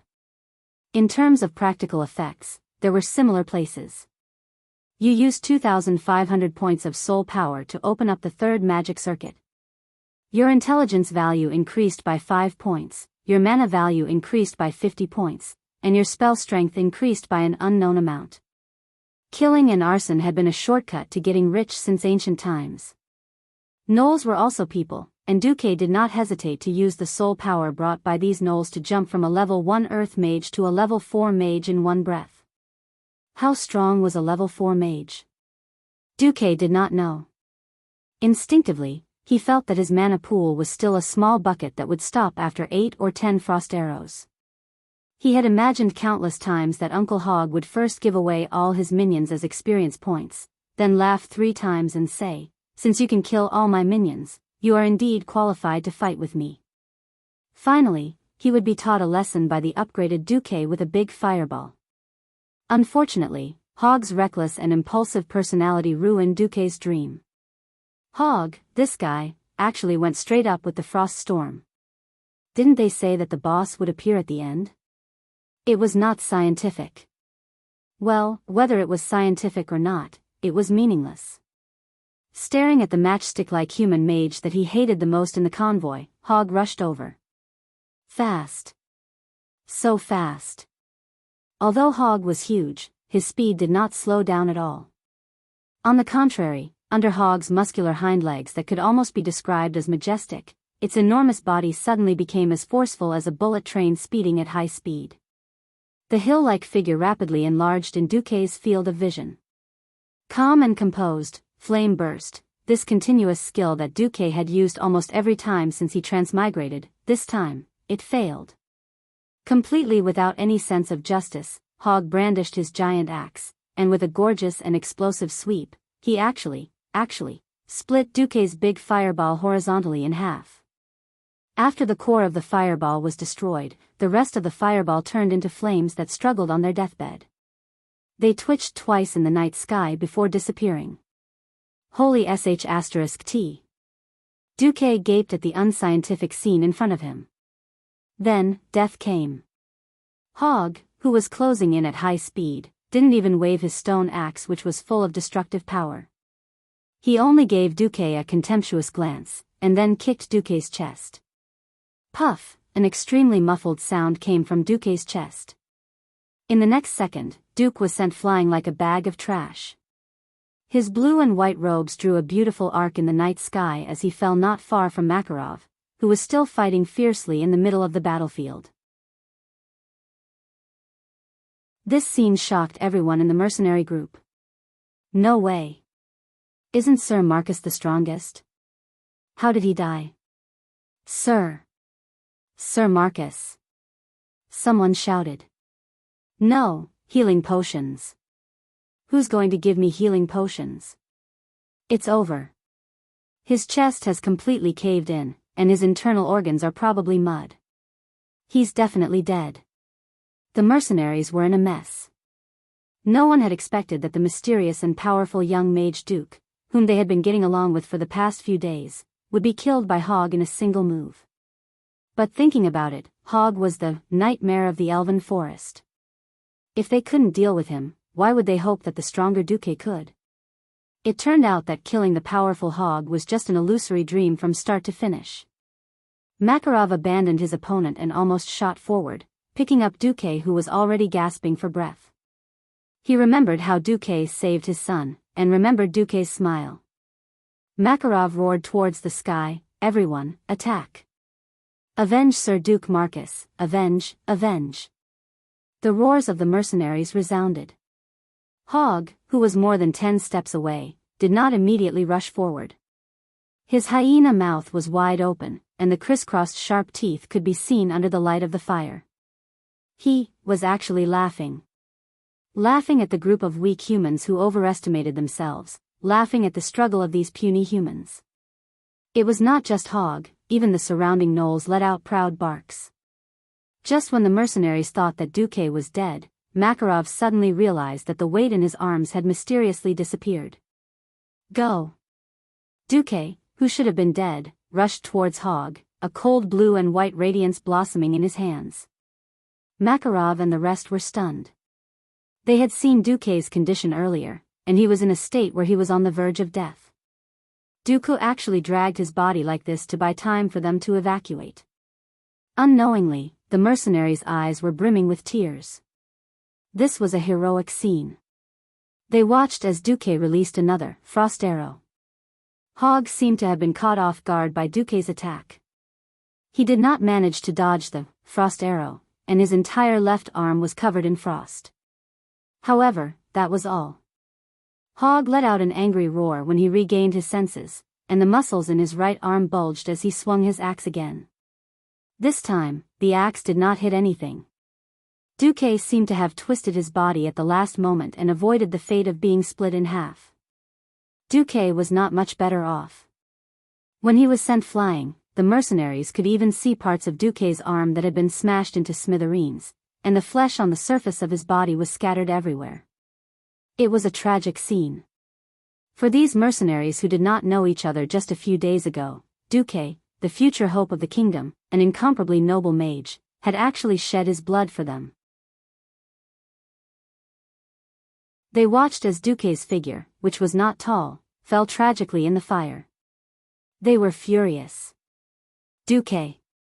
Kill. Kill them mercilessly. Kill these bastards. Charge. Avenge Sir Marcus. The furious mercenaries began their desperate charge. They even abandoned the shields that they relied on to protect their lives. While letting out angry roars, they madly chased after the tall gnolls. The gnolls, who obviously had the advantage in numbers, were the ones being chased. A whoa, Hogg roared, and suddenly the gnolls seemed to have found their backbone. They immediately turned around and surrounded him again. Yes. As long as Hogg did not die. These fierce and timid gnolls would fight like the bravest berserkers to the last man. However, at this time, Dooku unexpectedly stood up again. The mercenaries cried. Men did not easily shed tears, but these mercenaries, who had long been accustomed to life and death, had tears on their faces.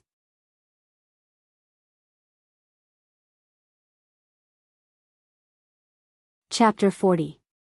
Are we really worthy of Sir Marcus going this far? They thought. I didn't expect him to have the heart of a warrior despite being a mage.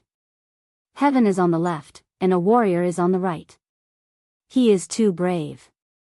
Too fearless.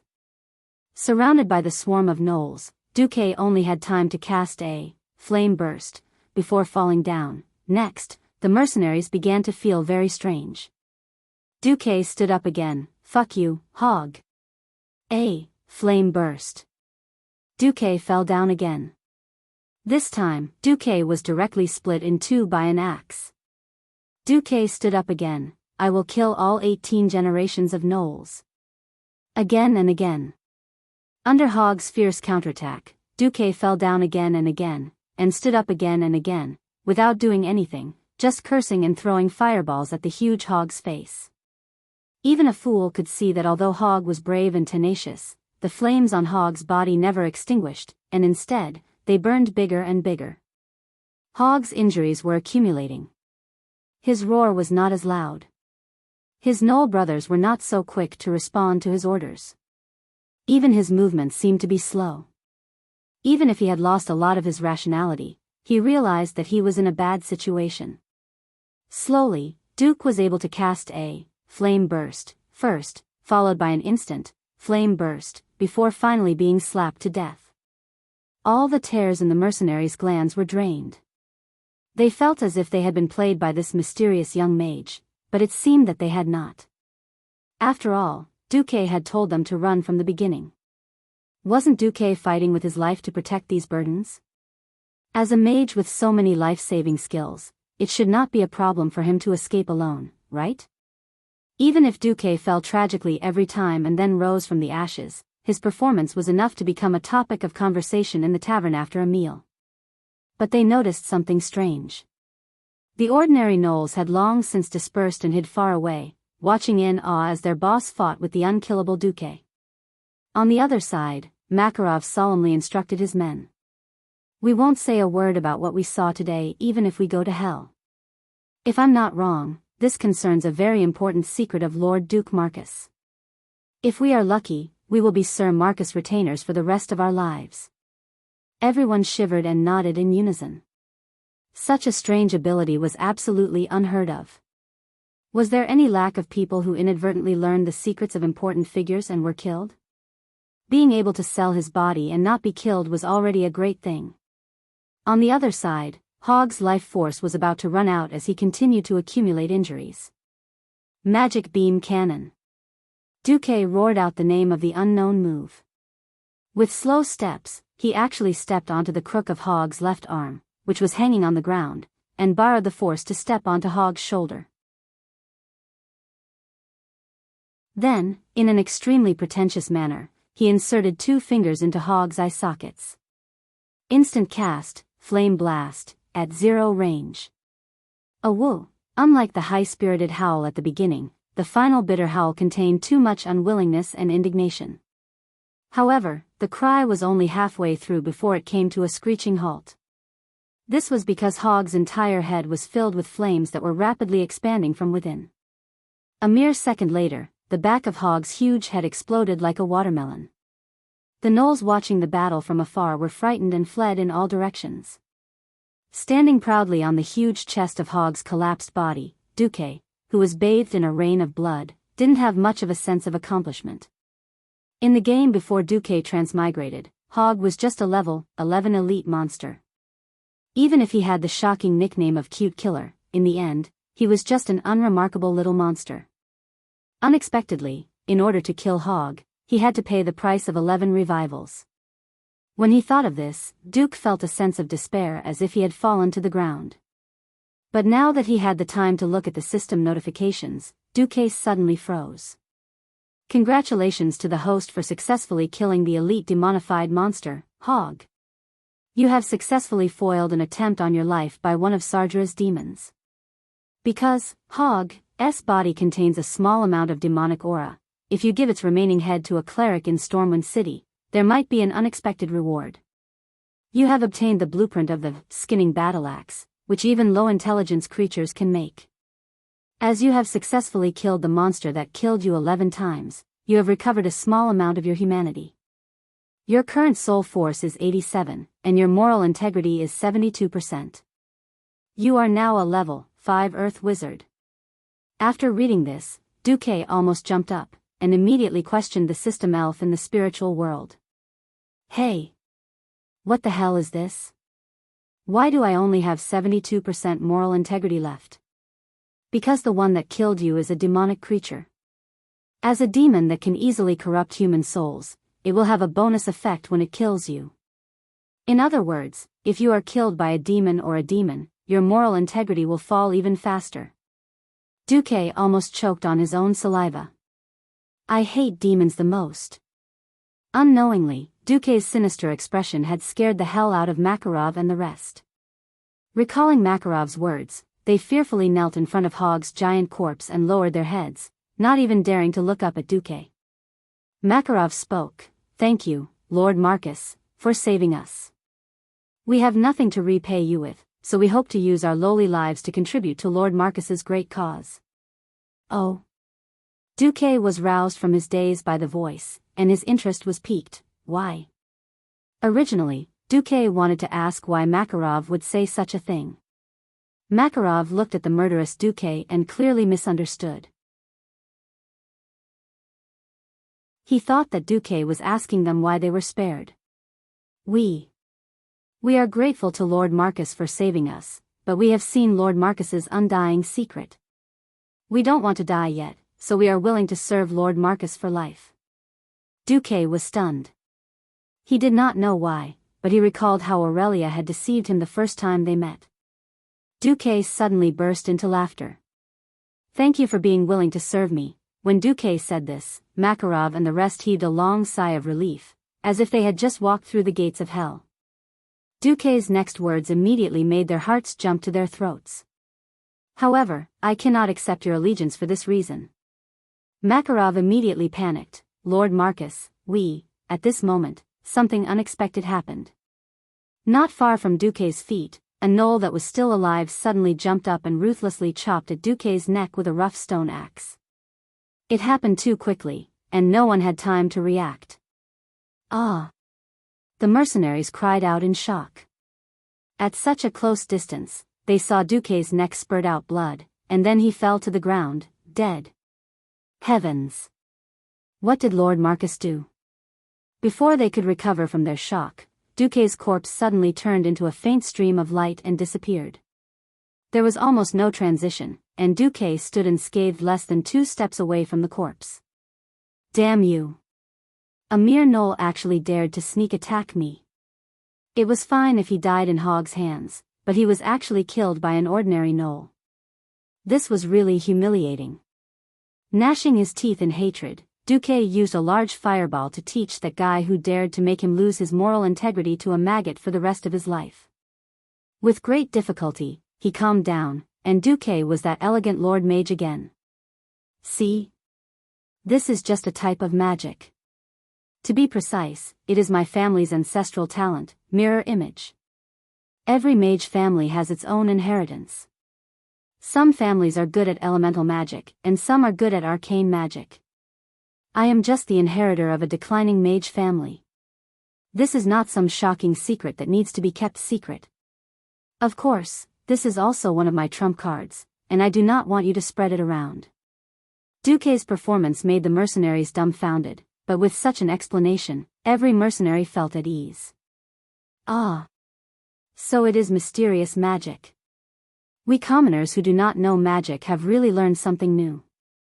Looking at their happy faces, Duque's heart ached. I've lost my moral integrity again.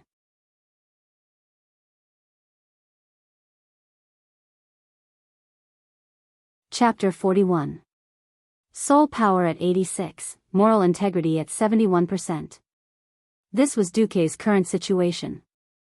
Duque had no choice but to accept reality. What was bitter was that he had to die one more time to prevent his greatest magic weapon from being seen through so early. He didn't feel it after dying 11 times in a row, but now that he had calmed down, he realized that death was such a painful thing. What was worse was that he had to die one more time for showing off without reason. Duque cursed in his heart, shit on Sargeras. Oh, no, Sargeras, it's all your fault, you bastard. Regardless of whether you did it or not, it's all on your head. But what made Duque the most uncertain were the records in the system. Because you have died 3 times in a row in a short period of time, you have triggered the negative soul status, wrath, of the 7 sins. After reviving, your spell power will increase by 20%, your attack speed will increase by 30%, your evasion rate will decrease to 0, your defense will decrease by 30%, your willpower will increase by 200%, and you will be immune to most mental spells and special effects. After a bunch of messy messages, an even more eye-catching bright red notification appeared. Because you have been killed 10 times in a row by the elite demonified monster, Gnoll Leader, Hog, you have triggered the crazy special effect, Deathmatch Cage. You have lost your sense of self, and automatically set Hog as the enemy you must kill. Before you completely kill Hog, you will continue to revive crazily and attack Hog with everything you can. Deathmatch Cage. After this special effect is triggered, every time you revive, your maximum HP and mana will temporarily decrease by 10%. Every time you revive, your spell power will increase by 10%, and your attack speed will increase by 10%. This special effect will continue until you kill the target, or until you completely lose your humanity. After reading these messages, Duque was completely speechless. It seemed like dying consecutively would turn him into a berserker, but this was something even crazier than a gambler who had lost everything, a gambler. Either he would turn the tables in one go and kill his opponent, or he would become a ghoul and be completely finished. Of course, Duque did not forget the word 7 deadly sins. Anger, arrogance, jealousy. Just thinking about these characteristics made him feel like he was a demon king. If it wasn't for the fact that there weren't any normal girls in the Scourge army, which was made up entirely of immortals, and that if he joined the Scourge army, his attractiveness would plummet even further. Duque really wanted to join the Scourge army and take over the position of filthy demon king. Currently, the system elf was unable to determine just how strong the demonized Hog was. However, according to the original game's evaluation, Hog was at most an elite monster in the novice area. How strong could he be after demonization? No matter how strong he was, could he be stronger than those evil dragons, ancient gods, or the boss of the demon army? He suddenly realized that the road ahead was still long. The wind tonight was a little noisy. Duque was thinking about the problem. Unknowingly, the effects of his low moral integrity began to show. Humans were very sensitive creatures. Even though Duque said that it was not a big problem, the faint cold aura after he lost his moral integrity still made Makarov and the others, who were at their most sensitive period, even more anxious. They looked at each other and understood each other's thoughts. It seemed that this secret was quite important to Lord Marcus. Although not the most important, it was still quite important. At this moment, they already had their own assessment of the extent of the secret of Duque's ancestral, mirror-image doppelganger. After a big battle, it was natural to clean up the battlefield. This kind of heavy work was naturally not done by Duque. Continuous resurrections would also bring about abnormal fatigue. Not only his body, but also his soul. Due to the loss of his soul, Duque was a little sickly. Duque went to bed early. The next morning, when the first light of dawn appeared, the tragic battlefield last night had basically been cleaned up. A large number of gnolls killed by the ice storm had thawed, and there was no time to bury the bodies of these large gnolls. When they completely thawed, they would become vultures' food. Makarov respectfully came to the carriage and reported, "Stormwind has a unified bounty for gnolls. A pair of adult gnoll's claws is 10 silver coins, but such a large gnoll's bounty is estimated to be even higher. The most important thing is Hog's claws. Apart from Stormwind City, at least 5 towns in the Elven Forest have set up independent bounties for him. May I ask, Lord Marcus, how should we deal with it?" Duque's eyes turned a little coldly. "How do you think we should deal with it?" Being swept by Duque's slightly sharp gaze, Makarov thought that Duque was testing him and immediately answered the answer he had been pondering for a long time. "If Lord Marcus is at ease, I will leave my son here and bring 2 people with me to transport Hog's head and claws back to Stormwind City. I can guarantee that within a week, Lord Marcus's reputation for killing Hog will spread through half of Stormwind." Leaving his son was equivalent to handing over the hostage. But Duque did not care at all. He was thinking about something else. Last time he obtained Northshire Abbey's reputation, it seemed that he had recovered a point of moral integrity. Now that he killed Hog, and it was a demonized Hog at that, how much reputation would he gain? Forget it, if he could recover a point, then so be it. No matter how small a mosquito was, it was still meat. "Makarov, how about this? I don't need your mercenary band to protect me from now on. I have something more important to entrust to you. Please speak." Makarov was excited.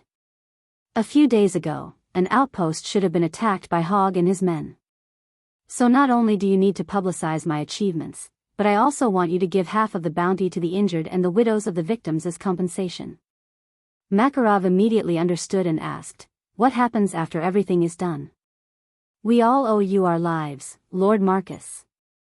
We will be happy to serve you." Duque thought for a moment. His plan did indeed require someone to run errands. "Then after everything is done, come to Moon Creek Town and wait for me. I will be back in 2 weeks at most." "All right." Duque had already asked around. The current Moon Creek Town was not the desolate town that was controlled by the Defias Brotherhood and was filled with bandits and bandits. As a pioneer town at the borders of Stormwind, there were more than 1,000 residents and a lord. The Baron had formed a militia of 100 men as a necessary military force. Perhaps this was the predecessor of the Western Wilderness People's Army in the future. Duque's target was not there. Instead, he set his sights on the northern coastline of the Western Wilderness. There were many fishmen there.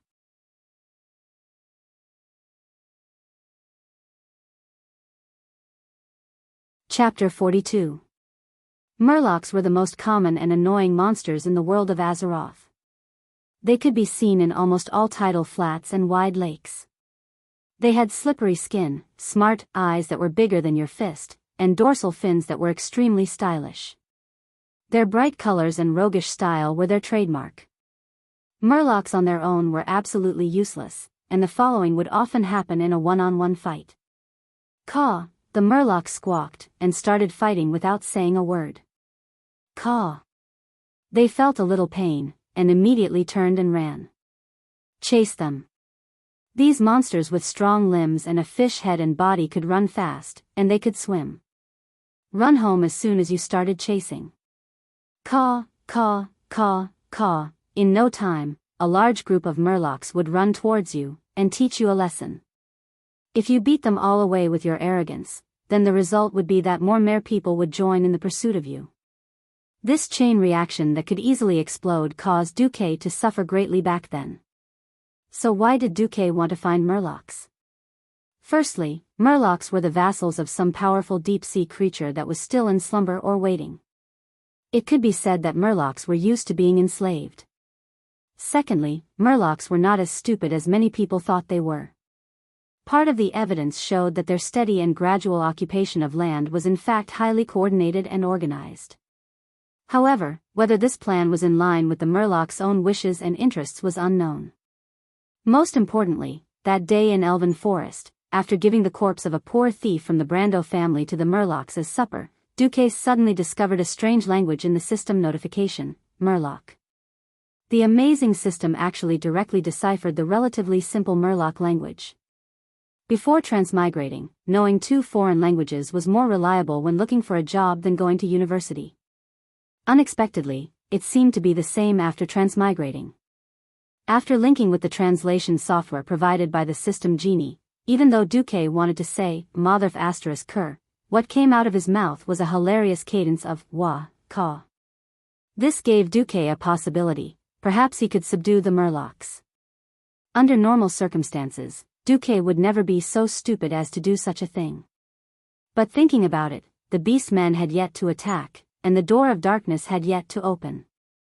In the world of Azeroth, no matter which country it was all about seniority. If Duque didn't find another way, it would be impossible for him to improve himself to the point where he could influence the battle before the door of darkness opened. Only by doing so would there be a chance to turn the impossible into the possible. So early in the morning, Duque went to the beach alone. He was already prepared to communicate with the Murlocs with magic, kill the mentally retarded ones, leave the less retarded ones, and finally arrange for a slightly more intelligent Murloc sage to be his representative. However, Duque suddenly discovered that, on the beach, 2 large Murloc tribes were playing clan conflict. Wow! Hundreds of fishmen were fighting on both sides. The scene must be bloody and violent, with flesh and blood flying everywhere and blood boiling, right? Duque suddenly realized that it was stupid of him to have such expectations. Hundreds of Murlocs fighting, the scene was more like a super large scale, hide and seek. Yo, over here, Murloc Tribe A gathered 3 Murlocs, against 2 Murlocs of Murloc Tribe B, sorry. There was no such thing as a battle. The side with fewer numbers ran away as soon as they met. Obviously, they had 2 short legs, but they ran faster than rabbits. Huh. Suddenly, 2 Murlocs ran into 2 of their own tribe's clowns. Great, it became 3-4 again. Decisive counterattack, oh, no, counterattack. It was the turn of the 3 Murlocs to run away. It was not easy to gather 2 Murlocs of similar strength. One Murloc's first-generation Murloc fiercely threw a stone, causing the other Murloc's second-generation to have his eyes swollen. The other side suddenly lost all their courage and scattered. Listening to the strange gawk sound in the Murloc language, it roughly translated as, "It's not that the National Army didn't work hard. But the Japanese Army has Gundam. Gundam your sister. You call that piece of rock a high-speed kinetic weapon? You should apologize to all the Gundams in the world right now." Hearing the ***T translation of the system elf, Duque even wanted to strangle the system elf to death. But it was also good. Seeing this ***T battle of the Murlocs, Duque also gave up the plan to organize the Murlocs into an army. Knowing that the other side was all a staff. You still specially went over to sell swords? Duque was not that stupid. With a long sigh, Duque made his move. In the original plan, Duque felt that he had to kill at least 100 murlocs to make these clowns calm down a little. Who knew that as soon as Duque made his move, all the murlocs fell into a dead silence. The next moment, the sound of gawk was endless. On the beach, a large number of murlocs bowed their heads and bowed. The only reason was Duque's hand of magic. Hand of magic was a mage condensing the simplest arcane energy into the shape of a human palm, to do some simple work for the mage. For example, picking up a certain key from the place that was hanging high outside the iron cage. Duque's hand of magic was slightly different. After the system elf automatically extracted the operation of the motion capture system from Duque's head, Duque estimated that his hand of magic should be at least a level 2 spell. Because not only the quantity, but also the quality was not something that a regular mage could achieve. 8 palms of light floated in the void behind Duque. And 4 hands of magic easily tore apart the murloc that charged the fastest and intended to attack Duque. Guo, great emissary of the ocean, I, an old blind man, submit to you on behalf of all the tribes on the west coast. Oh, great god of the ocean, I, Yu Mao, submit to you on behalf of all the tribes on the west coast. Hundreds of fishmen knelt down and worshipped Duke like he was a god. This scene was really comical. It was done so easily. It was so easy that Duque found it hard to believe. Perhaps it proved that there was no free lunch in this world. Suddenly, there was a violent splashing sound on the seashore. Duque's pupils suddenly constricted. It was some creatures that shouldn't be here, Naga. Unlike other monsters in the world of Azeroth, Naga were actually quite noble. About 10,000 years ago, the leader of the Burning Legion, Sardras, tempted Queen Azhara of the High Elven Kingdom and a group of High Elven nobles, asking them to prepare to open a portal for the Burning Legion to invade the world of Azeroth. This ancient war ended with the defeat of the Demon King, Sardras. And when Queen Azhara and her cronies fell into the sea, in order to survive, they accepted the call of the ancient gods and all transformed into Naga, half-human, half-snake creatures that could survive at the bottom of the sea. Therefore, Nagas were actually creatures with extremely high intelligence. And because the female Naga inherited the beauty of the high elves, their upper bodies were quite beautiful, but their lower bodies were just snake bodies. At this moment, 2 groups of Naga were obviously fighting. As soon as the female Naga at the front saw the murlocs, she shouted in the murloc language, I command you in the name of Avis to help me block those stupid male Nagas behind me.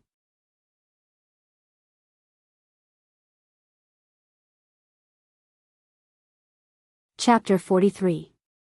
What the hell was Avis? Duque didn't know.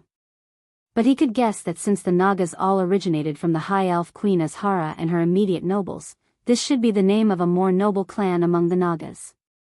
Needless to say, as soon as this name came out, those stupid murlocs all shivered as if they had pissed themselves. They all looked suspiciously at Duque, the emissary of the sea. Humph. Duque snorted coldly. He didn't know why the murlocs were worshipping him, but most of it had to do with the hand of magic he had created. Wasn't it just a competition of hands? Come on. Who's afraid of who? Duque raised his hand, and the system elf linkage was immediately activated. Although Hand of Magic was a level 2 spell after being strengthened, the energy consumption and requirements of this spell were all mediocre level 0 spells. There was no burden at all. In the blink of an eye, 108 hands of magic that were flashing with blue arcane radiance floated in the air neatly in the mysterious formation of wings. His aura was definitely top-notch. The only thing that made Duque dumbfounded was the gestures of these hands of magic. Why the hell were they all raising their middle fingers? What was a forest of middle fingers? This was a forest of middle fingers. The shining middle fingers exuded supreme disdain and contempt. Hey! What's going on? Why are they all middle fingers? Duque roared at the system elf in his heart. This is the gesture I detected the most from the host, and I accidentally automatically set this as the starting gesture for Hand of Magic. Change it. Change it all. From now on, ordinary palms will do. As you will.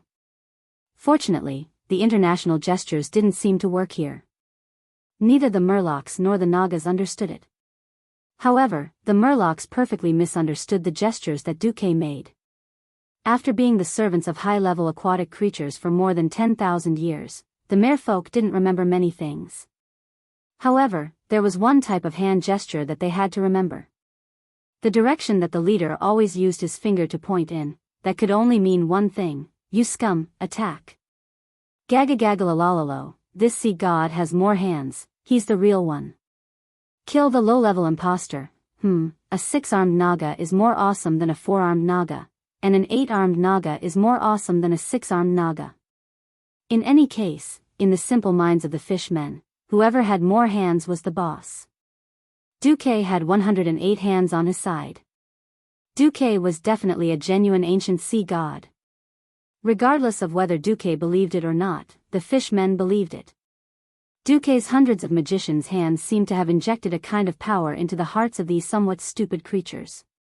That power was called confidence. During the era when the sea creatures were at their strongest, they dominated the entire Azeroth. The sea creatures with multiple arms were like flags on the battlefield.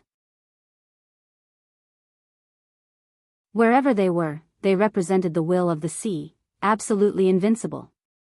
Contrary to the hide-and-seek battle, just now, the Murlocs were 100 times more courageous. They turned around and charged towards the Nagas like a swarm of bees. The Murlocs were not a pure melee race.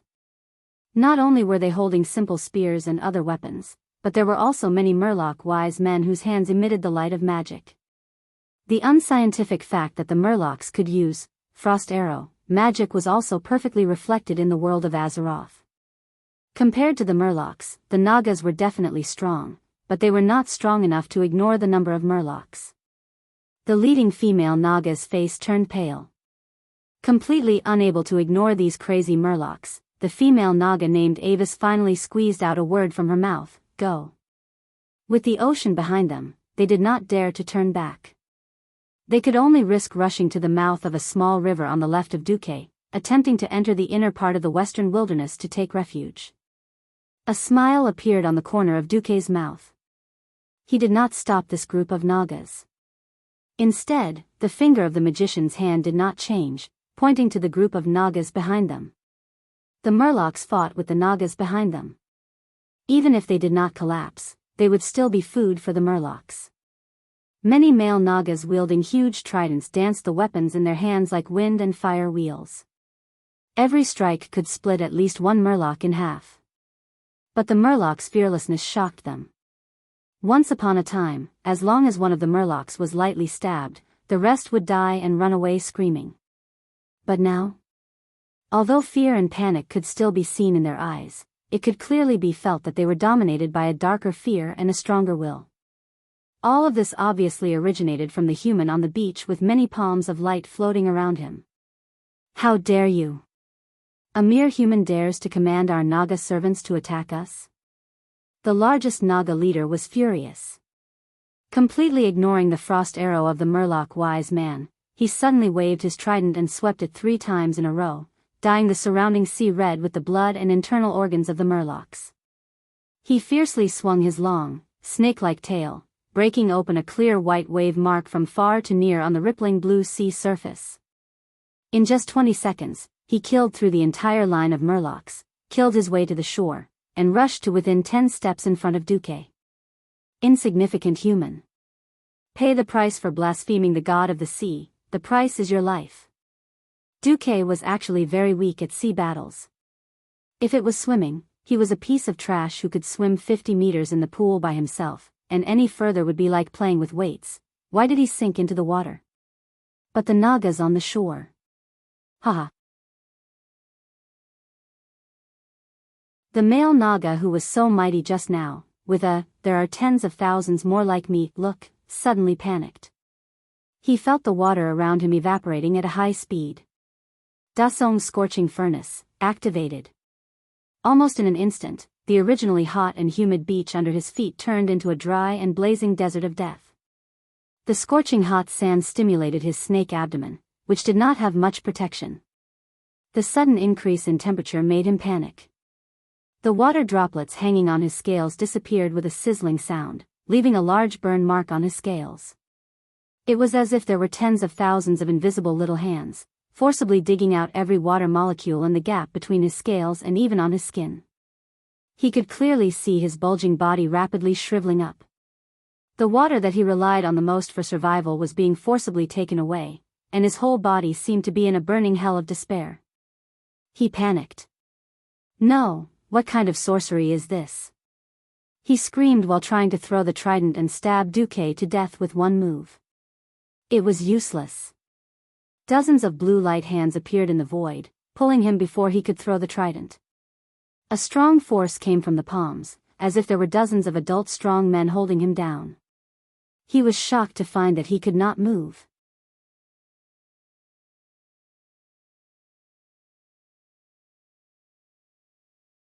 Chapter 44. Under the awe-inspiring gaze of hundreds of murlocs and nagas, Duque slowly walked up to the naga leader, raised his right hand gently, and spoke in the clearest murloc language. As the price for offending me, I will now punish you with the 100 hands of dismemberment. In the next second, nearly 100 hands of magic swarmed forward. The fingernails of these hands of magic, which were shaped like human palms, suddenly sharpened and lengthened, becoming similar to the claws of demons. Every finger was a fatal iron hook. The dark gray scales of the naga leader were dug off piece by piece and discarded on the beach. His thick and tight skin that ordinary human daggers couldn't pierce was torn off, revealing scarlet muscles and tendons. This wasn't the end. The torture continued. Every piece of muscle, every tendon, had been ripped out alive. Hearing the naga leader's never-ending screams, both the murlocs and the nagas stopped fighting. They watched the massacre in horror and bewilderment. Even Duque himself didn't notice that his expression was so cold at this moment, as if what he was dissecting alive was not a huge humanoid creature that was twice his height, but a live fish. The naga was very tenacious, and as the male leader, his physique was the strongest in the clan. So, he suffered extra pain. He wailed for a full 5 minutes before he died completely. During this time, the nagas behind him had already retreated to the depths of the sea without a sound. Only hundreds of murlocs were still crawling near Duque in awe. When Duque came back to his senses, he was shocked to find that the most majestic naga had been killed by him. I did this? Duque was also surprised. Host, to be precise, you did it when you entered the cold mode just now, the system elf reminded Duque. This is the complication of losing my moral integrity. When one's humanity is lost to a certain extent, it is indeed easy to have various mental states. But in the mode just now, your casting speed increased by 45%, and your spell strength increased by 32%. If you encounter a strong enemy in the future, I suggest that you enter this state by force, host. Are there any sequelae? Not yet. All right. I'll consider it. After the fight, Duque was a little hungry. His stomach made a grumbling sound.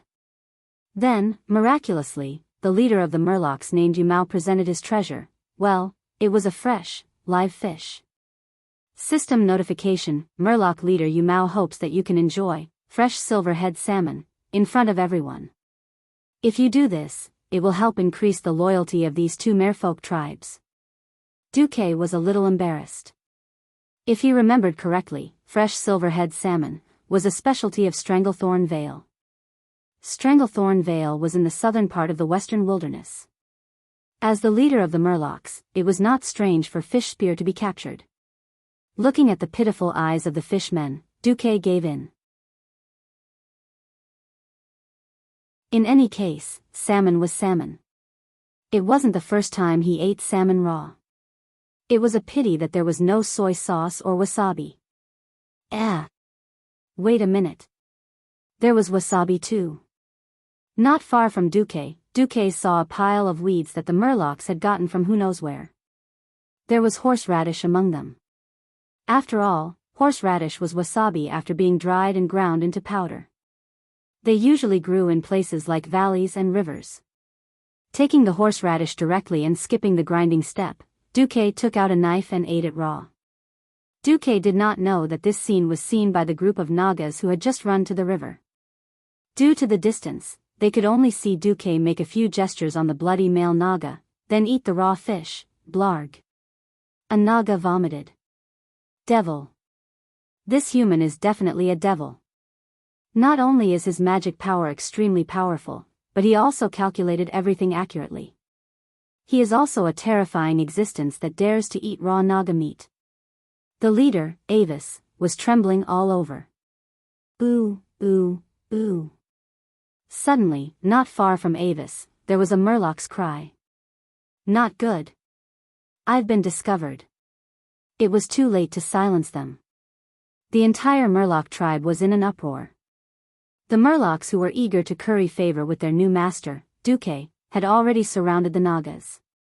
Unlike the last time, there were no other targets to help them divert the Murlocs' attention this time. Moreover, they had personally proven that the river was a dead end. Duque smiled. It was absolutely normal for this group of Nagas to be unable to escape. In the entire western wilderness, except for the large river that separated the elven forest and the western wilderness that could be called a river, all the rivers that extended to the sea were small rivers. Not far from the shore, it would become a narrow underground river. Nagas and Murlocs were both aquatic creatures and could not go too far from the shore. After leaving the river, it was the wasteland of the western wilderness and all kinds of monsters.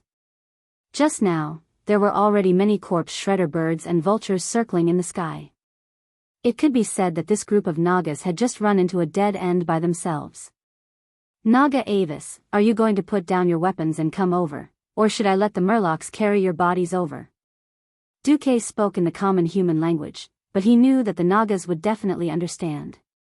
The Nagas, who were born as high elves, were also very talented in languages. Avis bit her lip fiercely. The situation was beyond her control. In the end, she threw down the scepter in her hand and allowed the Murlocs to rush forward and carry away her and her subordinates' weapons. Most of the wounded Nagas stayed a few dozen steps away. Only Avis was brought to Duque, who was sitting on a boulder on the beach. Not daring to look up at Duque, who was on the boulder, Avis glanced at the male Naga who was torn apart alive not far away. He retracted his gaze as if he was startled. He crossed his four smooth arms and bowed. Respected human powerhouse, Vara Furlin, Avis pays her respects to you. Oh. Furlin? Why would the Furlin Nagas of the Secret Blood Island come to the western wilderness? Duque had only asked casually, but it set off a storm in Vara's heart. The Secret Blood Island was such a secret place that even many human historians did not know about. How did this human mage know about it? All of a sudden, Vara had the terrifying illusion that all her secrets had been seen through by Duque. We are exiles. Exiles. Exiles were the pitiful creatures who had been abandoned by their tribes and could only fend for themselves. Those who did well were like the high elves of Kuel Salis, establishing a new territory and making a name for themselves. Those who did poorly were like Vara in front of him, being hunted down everywhere. May I know your name, sir, and how will you deal with us? Me? Initially, Duque wanted to say it directly, but on second thought, he was a human, and a little mage with no reputation at all. It did not seem right for him to take in a large number of alien underlings at this time, so he randomly made up a name. I am the hundred-handed death god Huijia. You can call me Lord Hua.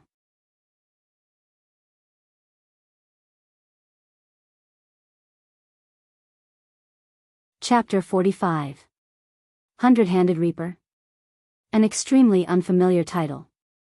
Vara really did not know which big shot in the human kingdom had this title. However, seeing the hundreds of hands of magic that were still floating around Duque, Vara felt that this title was extremely appropriate. Since Duque had announced his name, Vara inexplicably felt a little more at ease. It seemed that this big shot did not intend to kill them. Vara tactfully bowed deeply again. Be glad, Vara, that there is a place for you in my plan. Give me your absolute loyalty and that of your subordinates. As a reward for your loyalty, you will receive a vast place to settle down. The entire coastal waters of the western wilderness will become the territory of your clan, and all the murlocs here will listen to you. As for humans, with me here, humans are not a problem. Duque's words were arrogant and extremely arrogant, but Vara did not think that Duque's words were exaggerated in any way. The murlocs were afraid of the Nagas. For the past 10,000 years, they were willing to be driven by the Nagas, and they only recognized whoever had more arms as the boss. She knew that Duque's hands were all magical creations, but such lifelike and flexible palms were definitely not something that an ordinary mage could do. Feeling the amazing magic aftermath where Duque killed the male Naga leader Nuruk, Vara was secretly shocked. She knew very well that Duque was not an opponent that she could contend with. So, she decided to give her loyalty, even if it was temporary. I, Vara Wrath-Scale Elvis, on behalf of the Wrath-Scale subclan, would be happy to serve you, Master.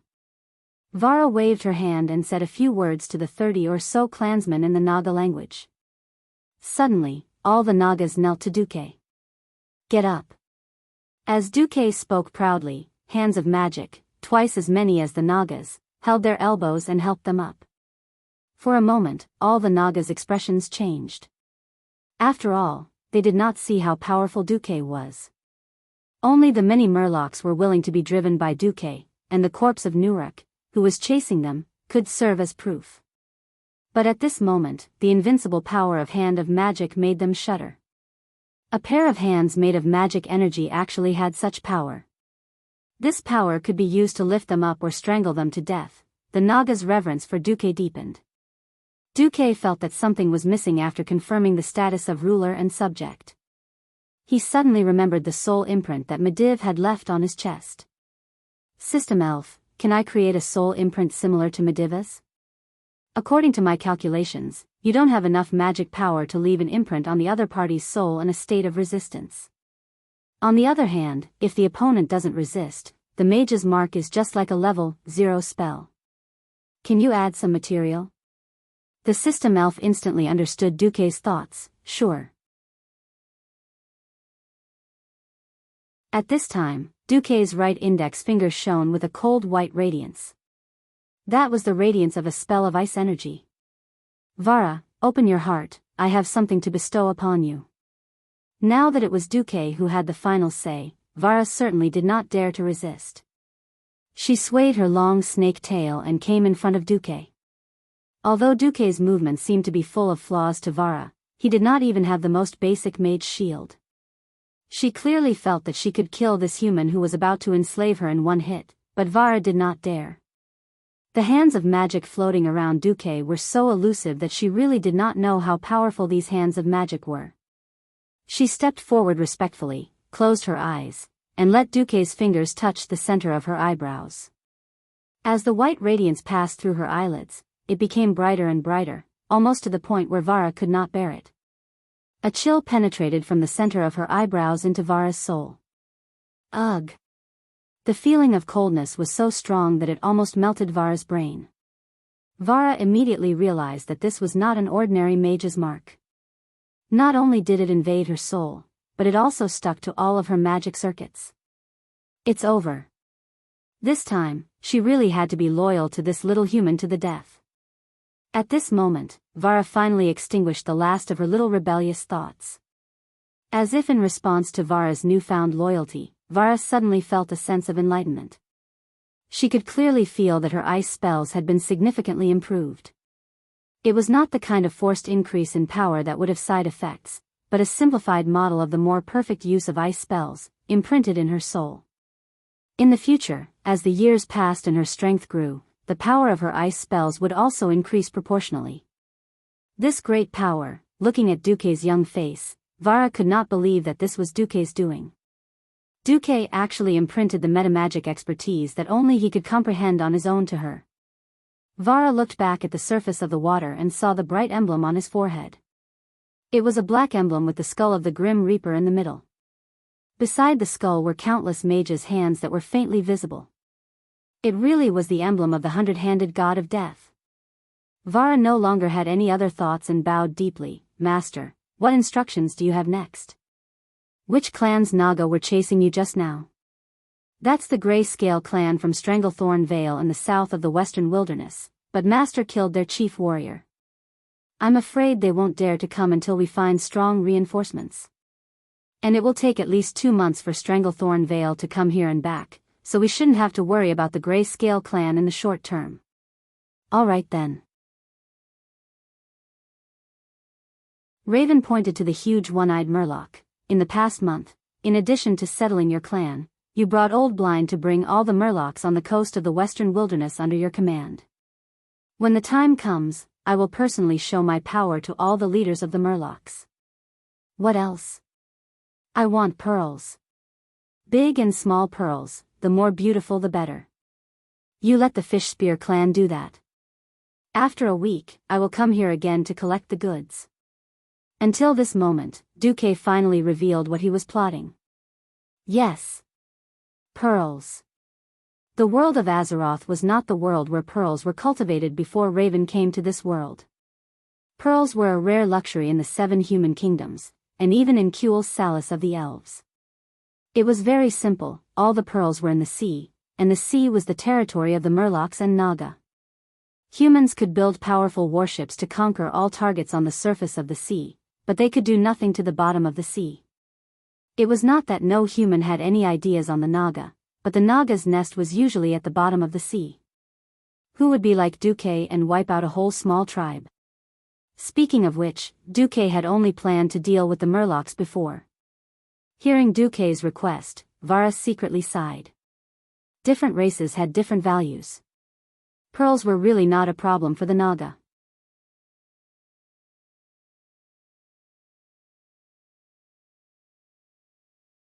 Chapter 46. The wind blew across the wasteland.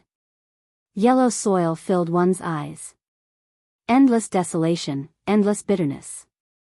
As pioneers, the people of Moon Creek Town had to face all sorts of troubles. It was as if trouble had become a part of their lives. Another mine collapse? Another monster in the wilderness? Mountain dog? Corpse shredder bird? Gnoll? Blood-toothed boar? All sorts of monsters became the topic of conversation in the only bar in Moon Creek Town. Under the bright candlelight, the air in the bar was filled with the sour smell of men working all day, the strong smell of alcohol, and the sound of heated discussions. However, there was a new topic of conversation in the bar recently. It was a young wizard called Duke Marcus. I heard that a wizard with the surname Marcus killed Hog. A farmer suddenly asked his companion. That powerful, 2-meter-tall Gnoll Hog? No. It should be 4 meters tall. A few days ago, when I passed by Sentinel Ridge, I saw Hog's headless corpse. It was terrifying. Even though the corpse was already rotten, it was still at least 1.5 stories tall. A peddler who had obviously just returned said. What about the head?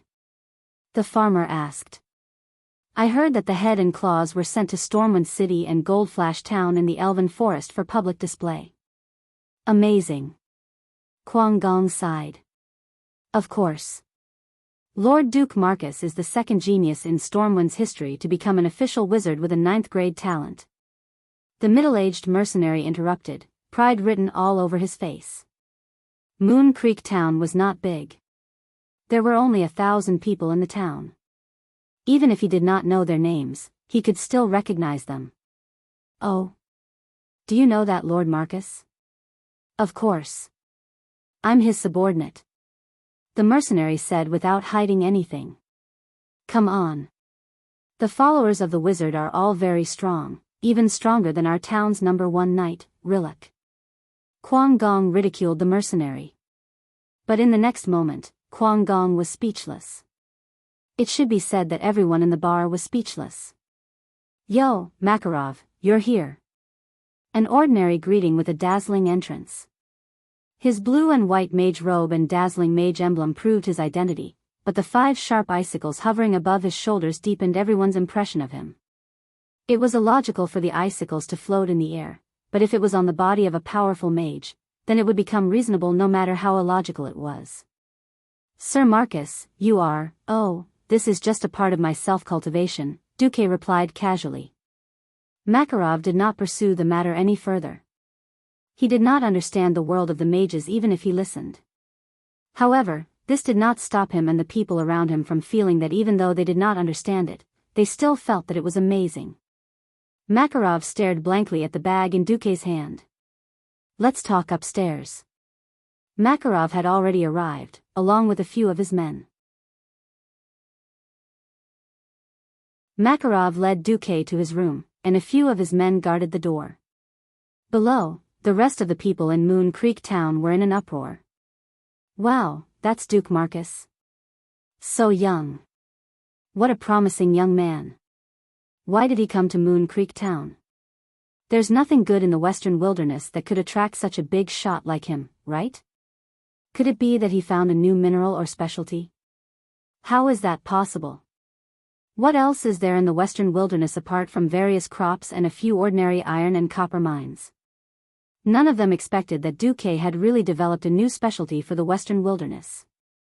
Inside the room, Makarov and the other mercenaries were dazzled by the treasures on the table. Pearls, pearls of all sizes. From the smallest pearls that did not have much luster, to the small lustrous pearls, to the more precious, black pearls, and finally to the most dazzling, golden pearls, which were the size of an infant's fist. So many pearls almost made Makarov's heart stop beating. Of course, apart from the pearls, there were also all kinds of beautiful corals, transparent yellow tortoise shells, but the most dazzling were the pearls. This is the specialty of the western wilderness that I developed.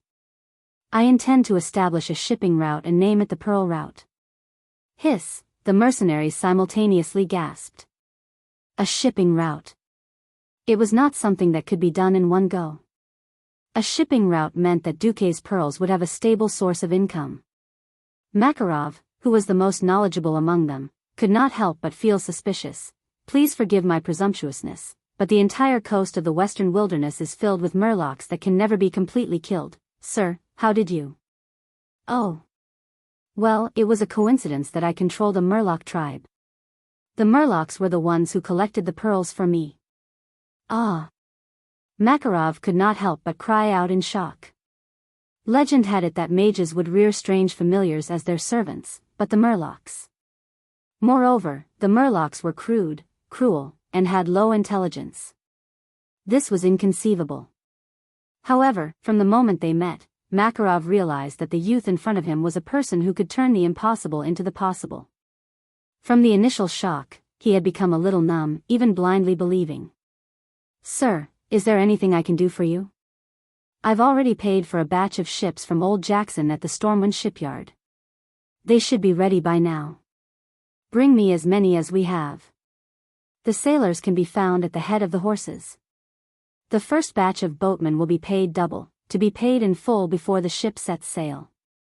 Also, be sure to plant my flag on the bow of every ship. Looking at the few flags that Duque took out, Makarov was a little suspicious, but he did not ask. Instead, he asked, "What about you, sir?" "I can't leave for now. As for the money, you can sell the pearls here first." No, no, no. Sir, you still have a lot of money left from killing Hog, it's enough to hire sailors. I don't know the price of pearls, so it's better for you to handle it yourself. Duque rubbed his eyebrows. Indeed, there were too few people who could work for him. This was an era where illiterate people walked everywhere. It was easy to find a muscular man, but difficult to find someone with brains. Most civilians would not deal with merchants unless they had no other choice. However, Duque could not leave. As long as the threat from the Naga tribe was not resolved, there would be no peace here. Then let's do it. But bring some back as proof that I opened up the Pearl Route. Also, help me find Mage Norton from the Royal Magic Academy, and ask him to help me apply for the exclusive rights of this route. Exclusive rights? That seems. You think the nobles will interfere? Sir is wise. Makarov was a yes man. Don't worry, let them come. Duque's black eyes flashed with a cruel light.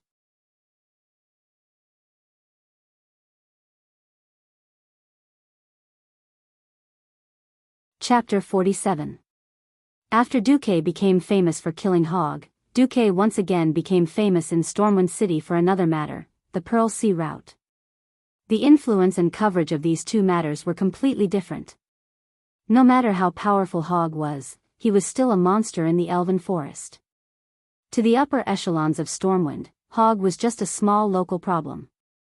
The appearance of the Pearl Sea Route not only shocked the entire circle of nobles in Stormwind City, but even King Lang was alarmed.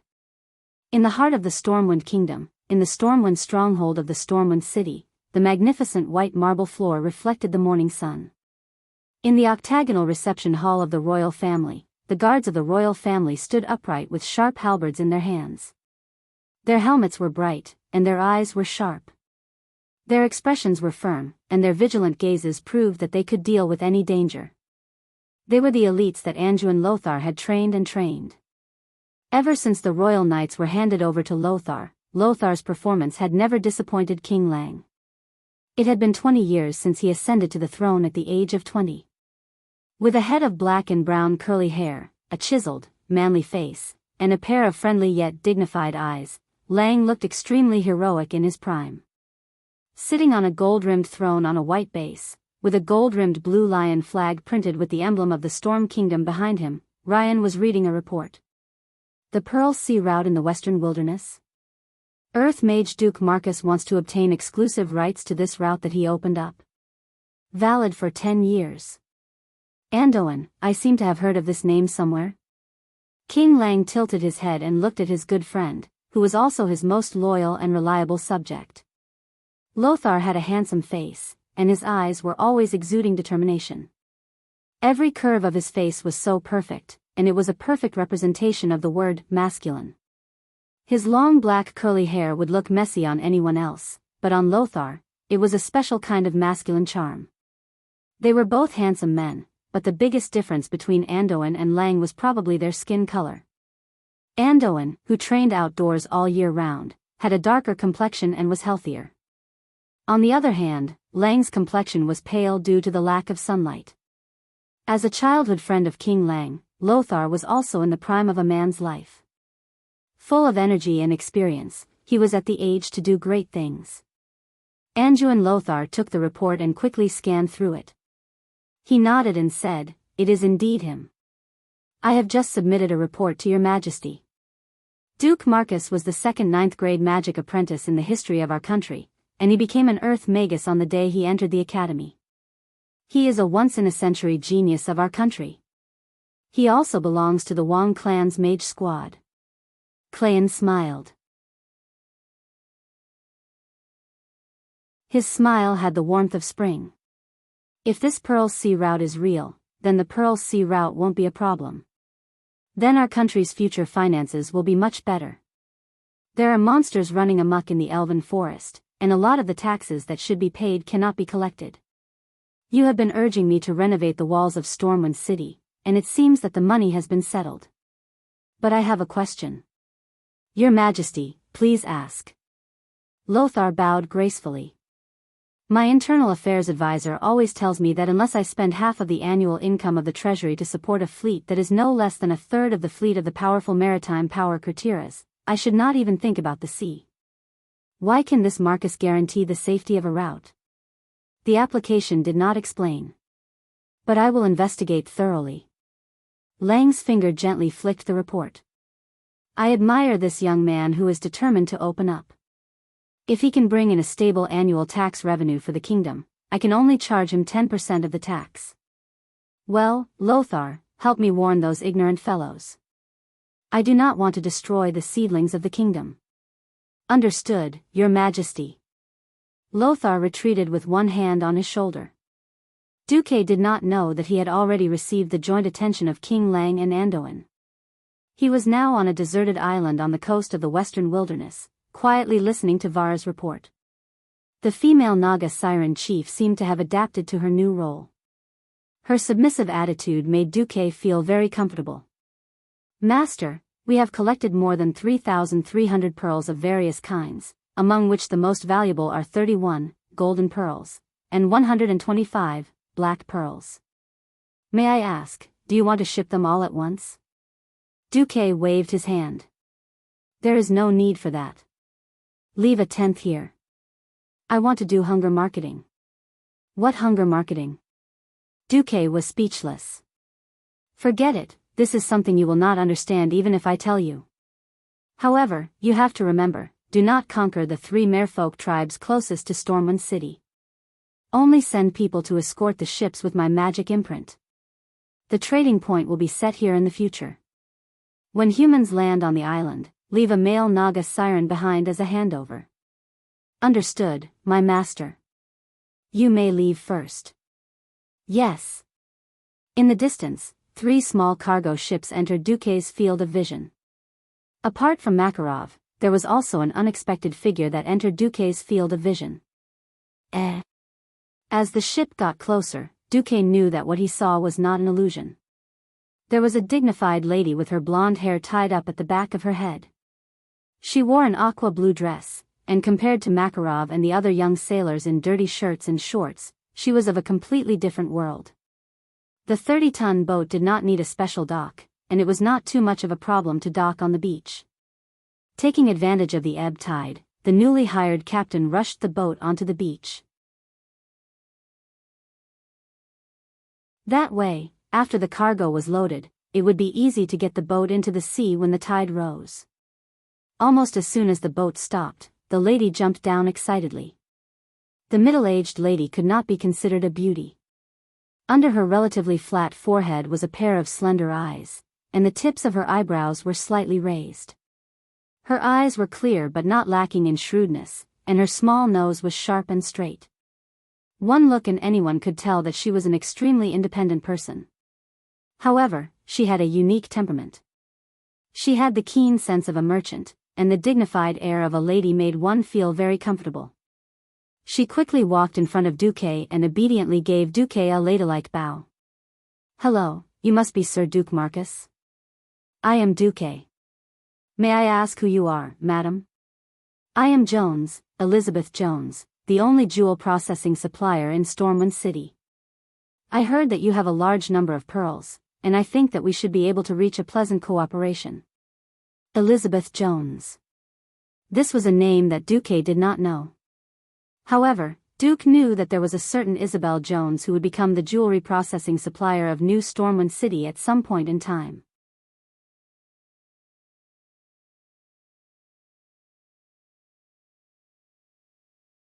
Chapter 48. Duque was not flattered by the other party's recommendation.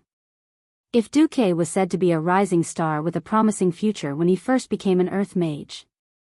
But now, Duque already had signs of moving from a comet that flashed across the sky to a star. Not having enough money to support Duque's studies in magic was the biggest shackle that restricted Duque's growth. But what if this shackle was removed?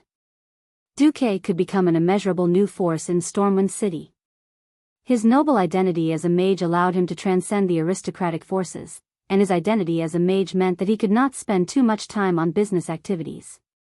Therefore, Elizabeth Jones's visit had a deeper meaning other than to discuss cooperation. Otherwise, she wouldn't have come to this barren little island in person. Hello, Jones. Duke was gentle and polite. He didn't show too much enthusiasm, but he didn't keep people at arm's length. Elizabeth Jones was an elegant lady in her 30s. When she heard about Duque's age, she thought that Duque would be easier to talk to, but she realized that she was wrong the moment the conversation began. Duque was clearly not the kind of inexperienced brat who would lose his bearings after a few compliments. Therefore, Elizabeth decided to treat Duque as an equal and a business partner. She asked Duque in a very ladylike tone, "May I know the quality, quantity, and method of obtaining your pearls, sir?" Duque snapped his fingers. Then, there was the sound of splashing water. The sudden appearance of the Murloc startled Jones and Duque's newly hired sailors. The sailors were almost ready to fight. Because it was Murlocs. Colorful fish-like bodies accompanied by strong limbs, the 2 Murlocs grandly raised a huge shell and walked in front of Duque and Jones under everyone's gaze. They put down the shell and knelt before Duque. Duke's mouth emitted a strange, "oh la ha ha ha" sound, and then the 2 fishmen happily ran back into the sea with strange steps. Two palms glowing with arcane magic appeared, scaring the hearts of Jones and the sailors again. Duque chuckled and opened the shell with hand of magic. Under the morning light, the dazzling array of pearls in the large shell that could fit a 5-year-old child almost dazzled Elizabeth Jones' eyes. In her eyes, it was as if countless beautiful and dazzling new pearl jewelry had appeared. Only the sailors secretly exclaimed in low voices. "My God! Our employer, Sir Marcus, has actually subdued the fishmen. Those barbaric, evil murlocs that hunt humans nearby?" Duque raised his hand, and the whispers of the sailors immediately stopped. "Madam Jones, the situation is as you can see. Because I've studied the merfolk language, I've used a certain method to control 3 merfolk tribes on the north coast of the western wilderness. They will collect a steady stream of pearls, corals, hawksbill shells, and a series of valuable marine specialties for me." Duque turned his head and smiled at the sailors. "Similarly, a ship with my wizard imprint hanging on the bow is absolutely safe in the sea between Stormwind City's harbor and here. Not only will the merfolk not attack you, but they will also protect you from the attacks of other marine life. Of course, going to sea is risky. The merfolk cannot resist powerful marine life that surpasses their combat strength." For a moment, whether it was Jones or the sailors, their hearts warmed up. As if reluctant to part with them, Jones picked up one pearl after another, examined them over and over, and then smiled. "Then, Sir Marcus, shall we go back to Stormwind City and discuss in detail?" "Very well." Leaving Stormwind City by land, going south to Gold's Higher Town, then west through West Spring Stronghold into the western wilderness, and finally to the northern beach, it would take a full week. It was extremely simple to go by sea. Starting from Stormwind City's harbor and following the southwest coastline, it would only take 1 day. Waiting was boring. In fact, in the ship's narrow cabin, Duque had basically reached a cooperation agreement with Elizabeth. This was a 10-year contract. From now on, Duque had to guarantee a supply of no less than 1,000 pearls to Elizabeth Jones' jewelry store every year. As the raw material supplier, Duque could receive 40% of the final sale price of the pearl jewelry. The price was mutually agreed upon by both parties when Duque delivered the goods. When delivering the goods, Duque delivered the goods and received the money at the same time. After Duque delivered the first batch of pearls, Elizabeth needed to pay an additional 10,000 gold coins to Duque as a signing bonus for obtaining the exclusive right to sell Duque's pearl route. In the cabin, Elizabeth's attendant handed over the wine symbolizing the happy cooperation. Duque and Elizabeth lightly clinked their glasses to show the happy cooperation. "Seriously, Sir Marcus, I have to remind you that I will earn more than you can imagine with this kind of cooperation. If you are willing to accept after-sales settlement, quarterly settlement, you can at least double your current wealth." Duque gently swirled the liquor in the goblet, letting the aroma of the alcohol escape, and sniffed it lightly. For businessmen, it is instinct to pursue greater profits. But I am a mage first, and then the master of the pearl route. I understand what you mean. It is because we value different things that we have such a pleasant cooperation. Indeed. Duque's smile was a bit thought-provoking. And you bought my pearls with a buyout, which also took a considerable risk. It is not unacceptable for me to sell them at a lower price. Although a little sorry, I still want to say that, Sir Marcus, you have a maturity that does not match your age. Nonsense. This young master is a university animal. Although he was complaining in his heart, Duque felt a little guilty. He did not know how long Jones could earn from this pearl business. He only knew that if the orcs came and Stormwind City fell, it was estimated that Jones would lose a lot. Unfortunately, for the future of Stormwind City, amen. Good luck. With the help of Elizabeth Jones, Duque's pearls became the new favorite of Stormwind City's socialites in a very short time. Almost all the upper-class aristocrats in Stormwind City knew that Duke Marcus had a hen that laid golden eggs. Yet, no one could intervene. It was not that no aristocrats had the idea of the pearl route. The fishing boats they secretly sent were attacked by the merfolk without exception, suffering heavy casualties. And Duque said that the merfolk were not under his control and had nothing to do with him. In this way, Duque set foot on the steps of the library of the Stormwind City Royal Magic Academy with a huge wealth that made others envious.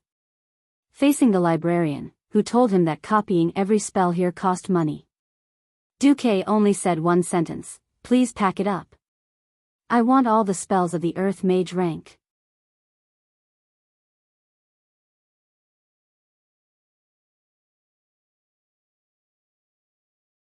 Chapter 49. He had seen a tycoon before. He had never seen such a tycoon. Not only was he rich, but he was also a little stupid.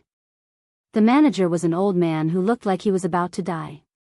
Although his face was full of wrinkles and he looked like a Shar-Pei, Duque could clearly feel the abundant arcane energy in the old man's body. The system elf had determined that the old man's power level was also Crimson Skeleton. In other words, this old man who looked like he would choke to death when he swallowed his saliva was actually a boss-level existence whose power was far above Duque's. Duque was embarrassed. Should he say that Stormwind City was the second most powerful human magic holy land after the Dalajan? "Young man, I know you are talented, but no matter how talented you are, you can't master the entire ocean of magic. The magic here can be divided into 9 major schools: defense, conjuring, divination, enchantment, and evocation. Take the evocation school that you are most familiar with. Evocation is the shaping of energy. It is also divided into fire, ice, arcane, and other minor schools." I know that. You know that there are so many schools, but you still want to learn all of them? Do you know that even if you can learn all the level 2 spells that an earth mage can learn, learning so many spells will at least make your beard grow an inch longer? It's not that exaggerated. Duque looked like he didn't care about level 2 spells at all. He kept saying that magic was actually easy to learn, and even bragged that he was a 9th grade talent genius. In fact, it was to hide the fact that he had the system to learn magic in an instant. As he spoke, to prove that he was not lying, Duque even drew a level 2 spell, ice armor, and demonstrated it to the old man. Instantly connecting to the ice elemental realm, a large amount of cold air gathered from the void and condensed on Duque's body. Cold white light gushed out of his arms and quickly covered Duque's arms at a speed visible to the naked eye. Not only his arms, but his legs and body also flashed with a cold white light. The white light flowed and covered Duque's body and limbs. It was almost impossible for an ordinary mage to learn a spell formula the moment they came into contact with it. Even if a Breaking Dawn mage were to come into contact with a rank 2 spell that they had never seen before and learn it on the spot, not everyone could do it. It would already be impressive if the other ice armors had the appearance of armor that could protect the mage's vitals. What about Duque? A mere ice armor spell was actually made into something fancy by him. The Monarch Plate armor set, it was the Storm City Guard full body armor set, impressively appeared in front of the old man. Layers of orderly pauldrons, bright breastplates, solid waist armor. It was already very good to be able to create these with the ice armor spell. Do you know what Duque created? He had even created a chain armor that was made of small iron rings that interlocked with each other to protect his upper arms. As for the majestic and mighty lion head carvings on his belt and gauntlets, he naturally didn't pull them down. Apart from the lack of color and the fact that it was made of ice, it was the standard equipment of Storm City soldiers. With one look, the old man no longer had any doubts about Duque's talent and abilities. He was only filled with shock and resentment. Was magic that easy to cultivate? If it was that easy, the Stormwind City Royal Magic Academy wouldn't need to send out a large number of people every year to select apprentices from all over the country. Tens of thousands of youths participated in the test every year, but only a few dozen people were able to be tested for magic aptitude. Most of these people didn't have enough aptitude. Even if they couldn't be nurtured into official mages, it would be good to find some apprentices to help them. That was why they were reluctantly recruited into the Magic Academy. With time, they could become official Earth mages before the age of 40, and then join the mage team as a fighting force. Hence, in the Magic Academy, apprentices in their 40s and 50s were not rare. Thus, Duque's age was considered very young even among apprentices, let alone official mages. When Duque gave up on becoming Mediva's disciple, the old man was still resentful. A good seedling had been destroyed just like that. But how long had it been? A month. In just a month, Duque's strength had risen from a level 1 Earth mage to a level 5 mage. If it were any other mage, such rapid progress would have caused problems with their magic circuits being disrupted, or damaged due to overexertion. But what about Duque? He could clearly feel the elemental power flowing slowly and orderly in Duque's body. The extremely gentle elements hid an unimaginable violence. As long as Duque wanted to, these elements could turn into the fiercest flames or frost at any time and attack Duque's enemies. It had only been a month. Was a month a lot of time? Even if Duque had been accepted as a core disciple by Mediv from the start, he wouldn't have been able to make such terrifying and solid progress in a month. Even the guardian Mediv, who was known as the most talented, had only improved at such a rate. When Mediv was young, he had been carefully guided by the strongest mage in Azeroth at the time, his mother, Aegwynn. And the old man himself had trained from a level 1 Earth master to a level 5 mage, which took him a year and a half. And this was in Stormwind, the second most powerful mage nation in the human world, second only to the Dalajan. For those roaming mages in small places who couldn't receive orthodox magic education, if they relied on their own research and training, it would be a matter worth celebrating if anyone could make such progress in 5 years. Faced with Duque, the old man was completely speechless. To make such rapid progress in a month and have such a solid foundation, this was not only a shock to him. More importantly, it was a blow to him. Comparisons were odious. Was a level 9 talent really so frightening and amazing? The old man's heart was hit hard. Taking another glance at Duke, who looked as though it was a matter of course and did not look happy at all, the old man thought to himself, even if this kid were to be placed among the high elves, he would still be a monster-level fellow. Duque didn't have time to care about the old man's thoughts. He was stunned by the spell list of the Royal Magic Academy. He really couldn't figure out if the original game had deliberately reduced the number of spells for mages to become a pure attack and crowd control mage class, or if Azeroth had so many spells to begin with.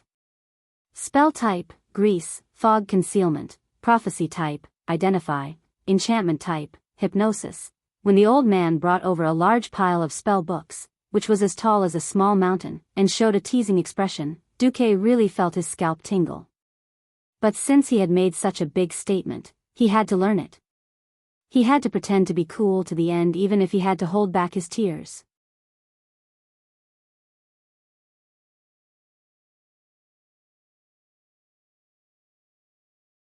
Chapter 50. Duque had indeed learned such a large number of spells on the spot. Logically speaking, there was no need for him to take these spell manuals back. However, seeing the old librarians "if you don't respect magic, I'll make things difficult for you next time" look, Duque retreated in defeat. Moreover, Duque discovered something that was rather serious for him, and that was the limits of the system elf. As it turned out, the system elf was a thing of the scientific side. For magic that could be explained by science, the system elf was at the level of a god. For example, ice and fire magic, the system elf could not only help Duque learn spells in an instant, but it could also immediately derive a large number of metamagic abilities, increasing the power of magic in all aspects. Some categories that did not feel scientific, or were in a direction that Duque was unfamiliar with, such as the enchantment spell, Hypnosis, was deemed unable to identify by the system.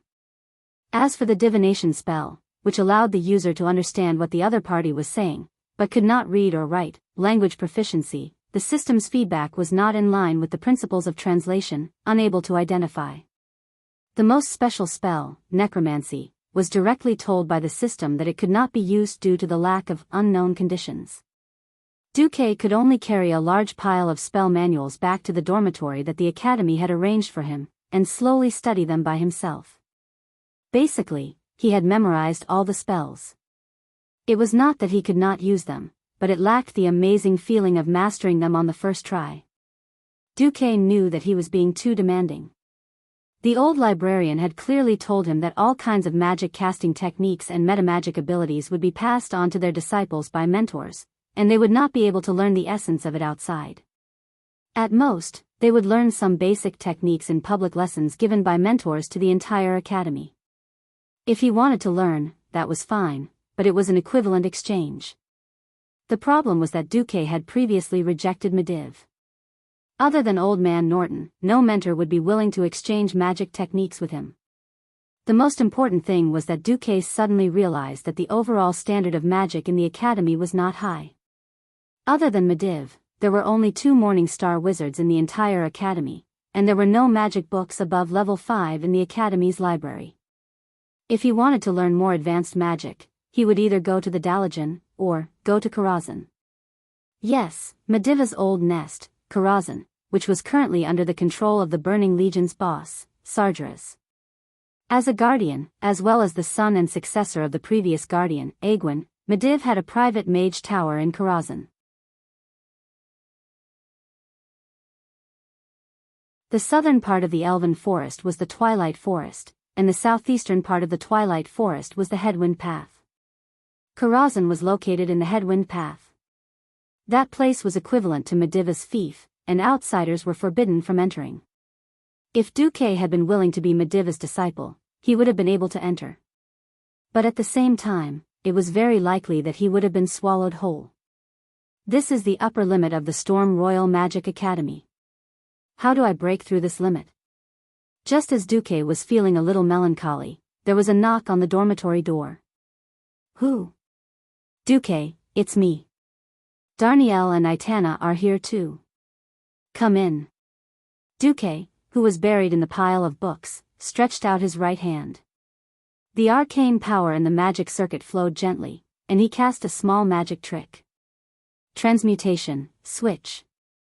The lock of the door, which was 10 meters away, was opened by Duque. Click. The door opened. Darnielle and Itana were a little surprised that Duque, who was supposed to open the door, was sitting so far away. Darnielle stretched his thick neck, as if he wanted to see if there was anyone else behind the door, or if Duque had hired a servant. Darnielle, it's just a switch, Itana reminded him in a small voice. Darnielle smiled and scratched his head, then strode in. Because Darnielle's body was too big, taking up 2/3 of the aisle, Itana could only follow behind like a follower. Looking up from the pile of books, Duque found that Darnielle looked relieved. What's wrong? Nothing, I just realized that you have a human side, Duque. I thought you didn't need to learn anything and could directly advance to the level of Guardian Mediv. Pfft, it was Itana who laughed. Duque could only helplessly open his hands. Okay, you've come to me. Is it about Mentor Norton? Both of them nodded at the same time. My mentor just finished his research and informed us that you were back. He asked us to tell you that the notes were translated. Thank you. Duque smiled. He turned to look at their robes and smiled even more brilliantly. Darnielle had the symbol of 2 small books on his chest, and Itana had 3. This was the symbol of a junior apprentice and an intermediate apprentice in the Royal Magic Academy. The level of an apprentice only reflected their aptitude. Only the number of book symbols reflected the status of an apprentice. Of course, there were those who were stuck at the higher level for a long time. Facing Duque's gaze, Itana was embarrassed. We can't compare to you. No.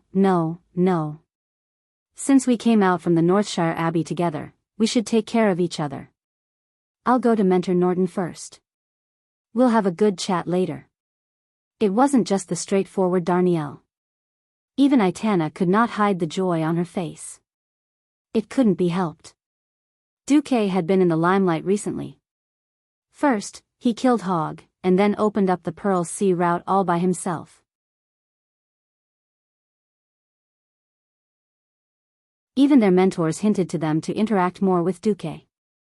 Just like that, they followed Duque to Wizard Norton's private laboratory in the north of the academy. Only Morning Star wizards and above were allowed to build their own wizard tower within the boundaries of the academy. As a sky wizard, Old Man Norton only had a stand-alone house with its own courtyard as a laboratory. As if sensing Duque's arrival, the door to the courtyard automatically opened to the left and right. The stairs that should have led to the main entrance of the hall on the first floor suddenly bulged upwards, turning into a staircase that led to the third floor. Just as Duque stood on the first step, he suddenly heard a voice, "Stand still." In the next second, the entire staircase was like an escalator, sending Duque up to the third floor. At the end of the staircase was a circular window. Just as Duque was about to reach the third floor, it suddenly opened in a spiral shape. Through the bright light, Duque saw old Norton sitting on a recliner, using a magnifying glass to look at his notes. "You're here?" "I'm here. I heard you had a good harvest in the western wilderness." "Mentor Norton, do you need funds for your research?" "I can." Old Norton waved his hand. "I'm old and have lost my motivation. I don't need those things." At this moment, Duque felt a never-before-felt lethargy from the old man. What had happened to the old man? Old Wizard Norton raised his head and looked at Duque. He suddenly laughed. "It's nothing. I just saw my limits and the possibilities you have. Even if I'm not qualified to be your mentor, I still hope that you can accept my inheritance."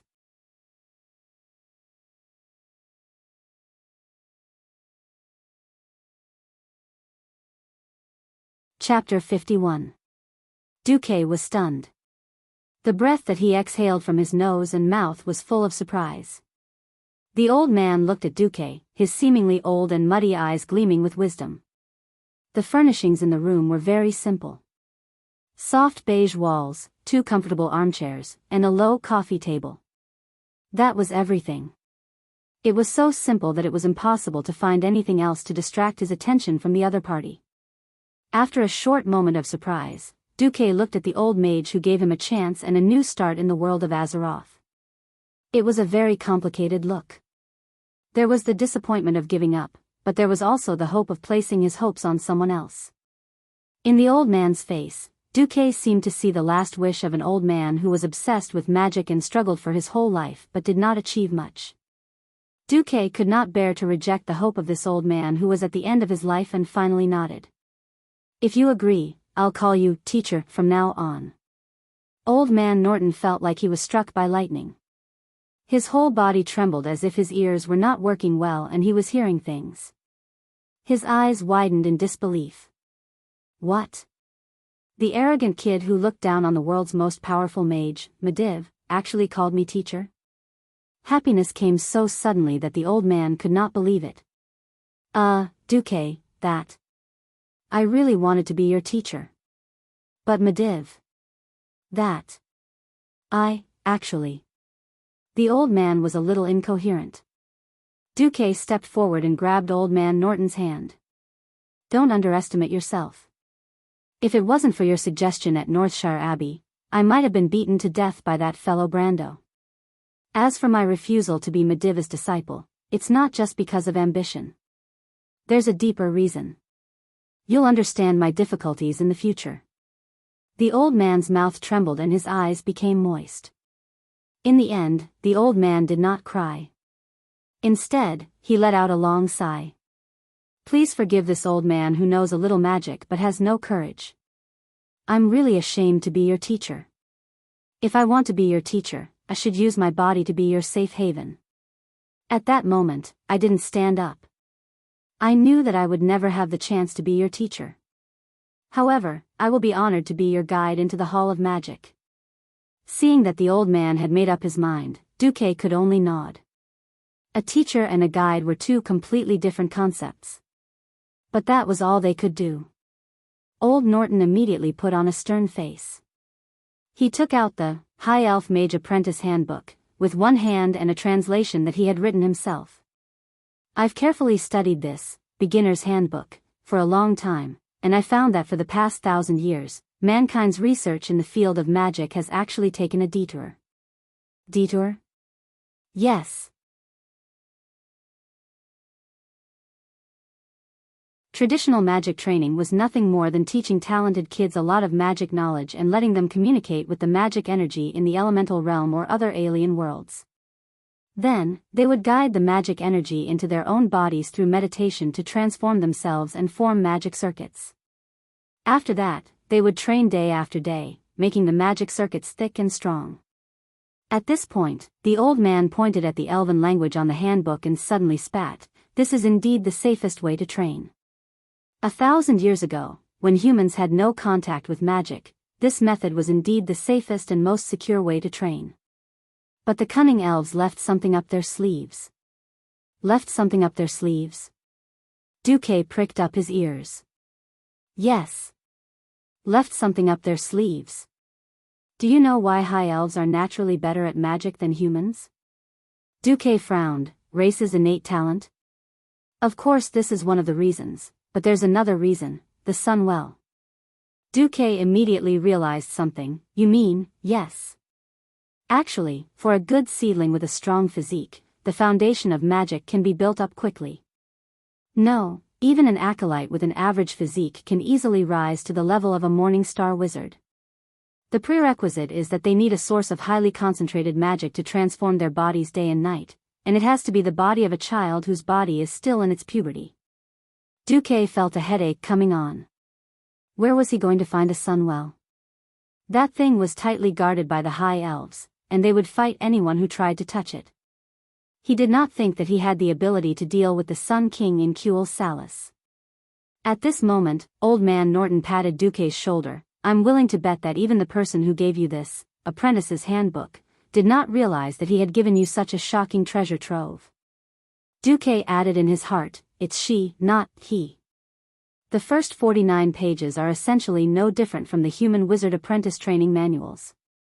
At most, they're more refined. But the last page. The old man flipped to the last page of the handbook. Duque did not know Elven, but this did not stop him from noticing that the Elven words had suddenly become sloppy. It was completely different from the fair and elegant handwriting at the front, and seemed to be very casual. The old man also flipped open Duque's translation book. Duque realized that the last page had not been translated. Do you know why I didn't translate it? Duque shook his head. Because the Elven language on this page is nonsensical.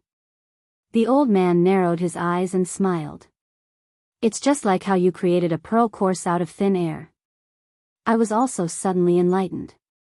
This is not a language at all, but a special magic circuit layout. The old man suddenly became excited. Haha. It just so happened that I, an arcana expert, discovered the secret on it. This is a special magic circuit design that can absorb the surrounding arcana energy into the body like a vortex. This. Duque was surprised. And this is a completely different magic circuit cultivation method that is commonly used by the elves. It has a more extensive magic circuit expansion method for the absorption of arcana energy. I don't know why the Sun King hinted to Prince Kale, that's to cultivate like this, but this is undoubtedly a help to you. If you cultivate according to this, you can quickly increase and strengthen your magic circuit even without the sunwell.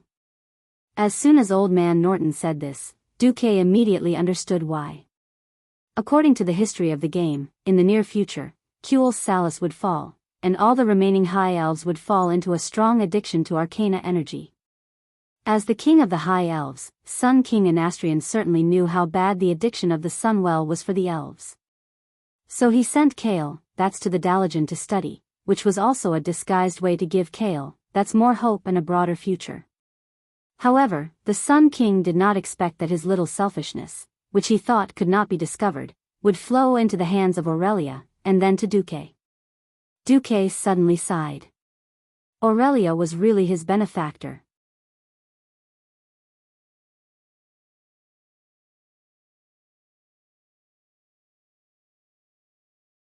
Chapter 52. Old Man Norton handed over Kale, that's a Mage Apprentice Handbook. Duque, put your hand on it. Don't resist the illusion given to you inside. This will be a very precious inheritance. Duque gently placed his hand on it, and a system notification immediately appeared. Host, unknown nervous system transmission detected. After examination, the risk is less than 3%. Do you accept the transmission?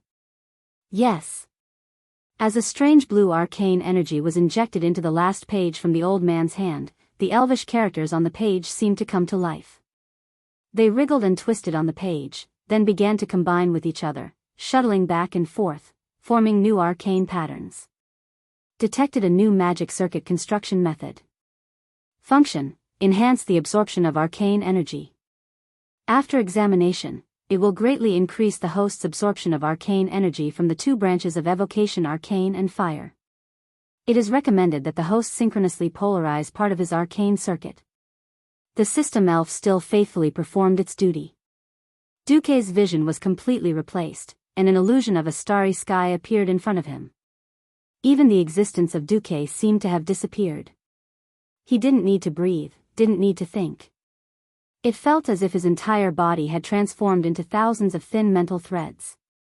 He could clearly feel that his spirit was being stimulated by an inexplicable force. In every thread of his spirit, there was magical power surging wave after wave like the tide. Then, countless mental threads began to intertwine, forming what looked like braids, and these braids intertwined to form an even larger strip. The barrier between the mental threads melted at some point, and the small threads became small tubes. Then, the small tubes merged into an even larger tube. When the tube became incomparably thick in Duque's vision, finally, the long tube wound into a closed circle that connected the end to the end. Duke could clearly see that the radiance of arcane energy was surging in the huge tube. They kept hitting and slapping the scab-like barrier at the end of the tube that had already been fused into one. It seemed that the arcane energy in the tube was not enough to break through this barrier. But at the last moment, an indescribable external mental wave rose again. It was as if after climbing the highest peak of a mountain, an illusory higher peak suddenly appeared in the clouds, pulling up Duque's imagination and understanding of power by more than a level. No, this was definitely not an ordinary technique, where there was always a mountain higher than the previous one. Not only did Duque feel the old man's power, but there was also an unfamiliar and mysterious power. That power was filled with a gentle feeling of heat. He suddenly realized, this was probably the mental power left behind by the High Elf Sun King Anastrian. Duque didn't know if Kale, that's had enjoyed this benefit before.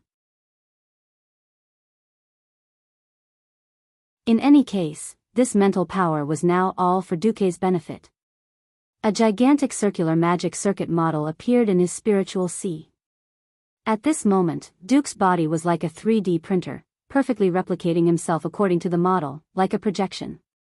One line, one side, one three-dimensional, slowly projected, slowly shaped. Duque could see that this was no longer a simple magic circuit. There were also countless mysterious blue pentagrams on the magic circuit. After these symbols took shape, they began to absorb the free arcane energy in the surrounding air like the suckers of an octopus.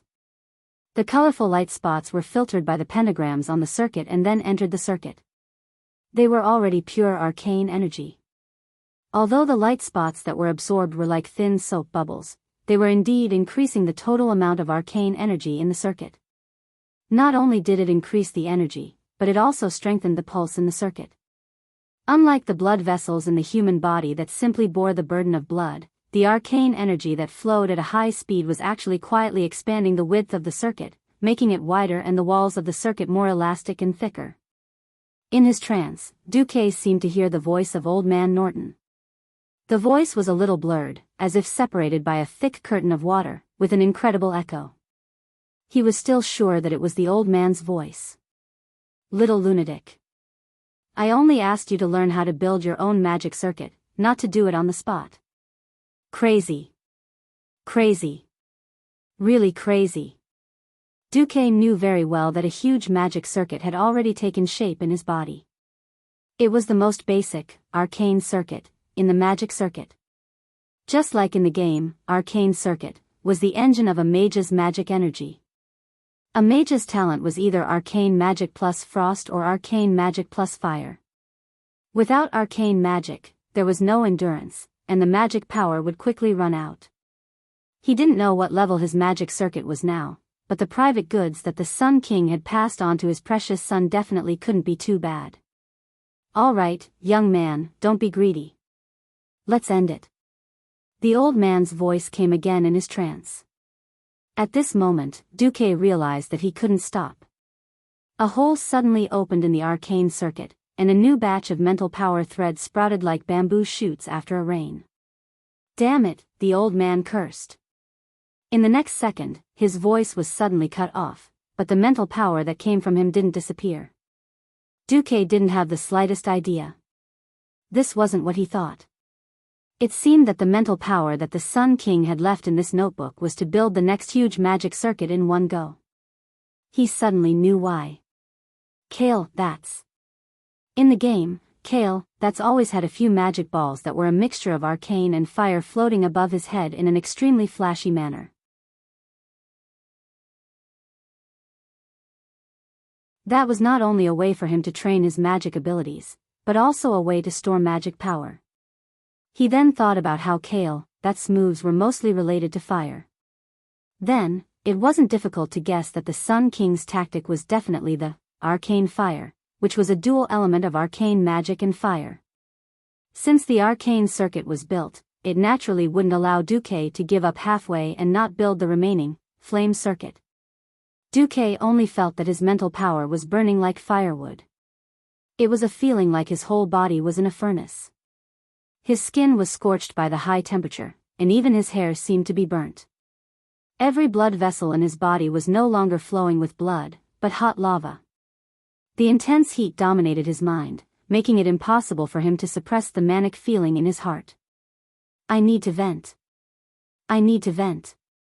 Roar. Duque didn't know if he was roaring out loud. If he was not in the spiritual world but in reality, his roar would probably sound like some kind of violent ancient behemoth. There was no time to rest at all. It was as if he had just climbed up from the bottom of the Grand Canyon and was immediately asked to climb the peak of Mount Hyjal.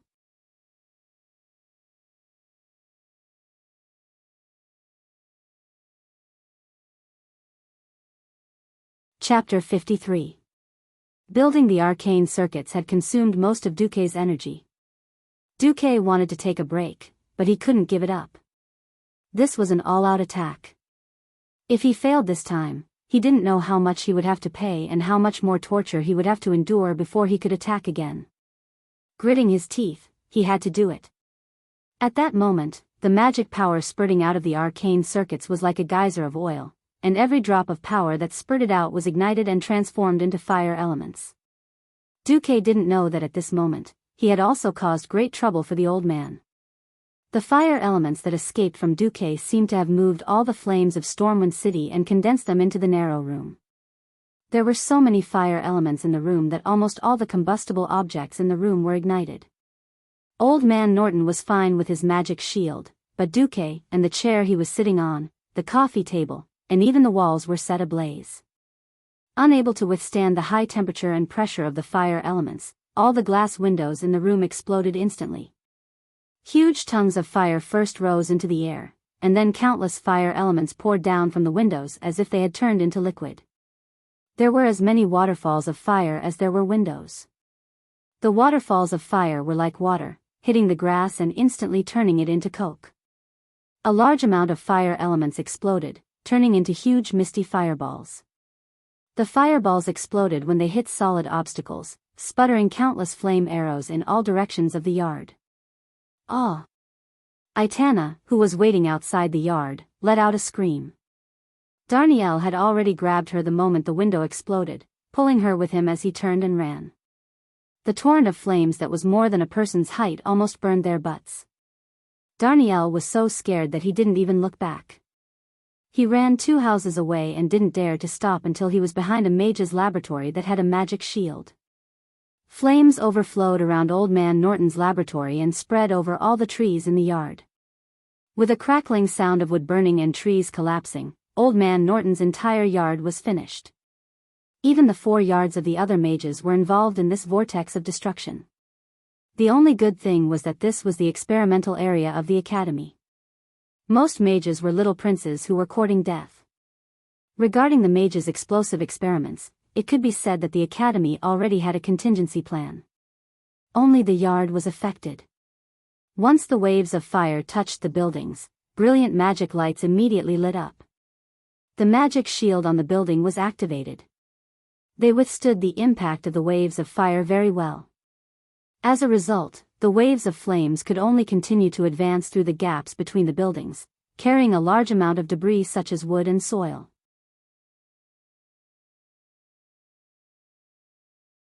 It's a bit like squeezing toothpaste.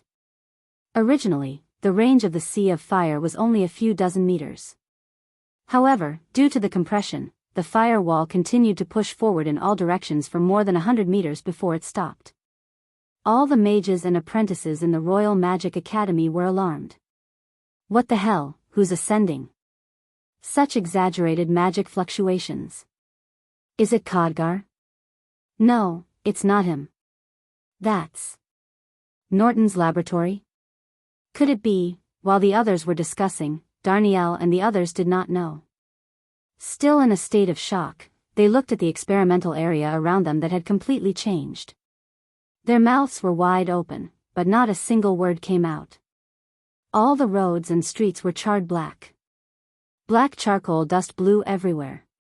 Half of the stone statues on the main road of the experimental area were smoked black. Did Duque do this? Aitana was still in shock.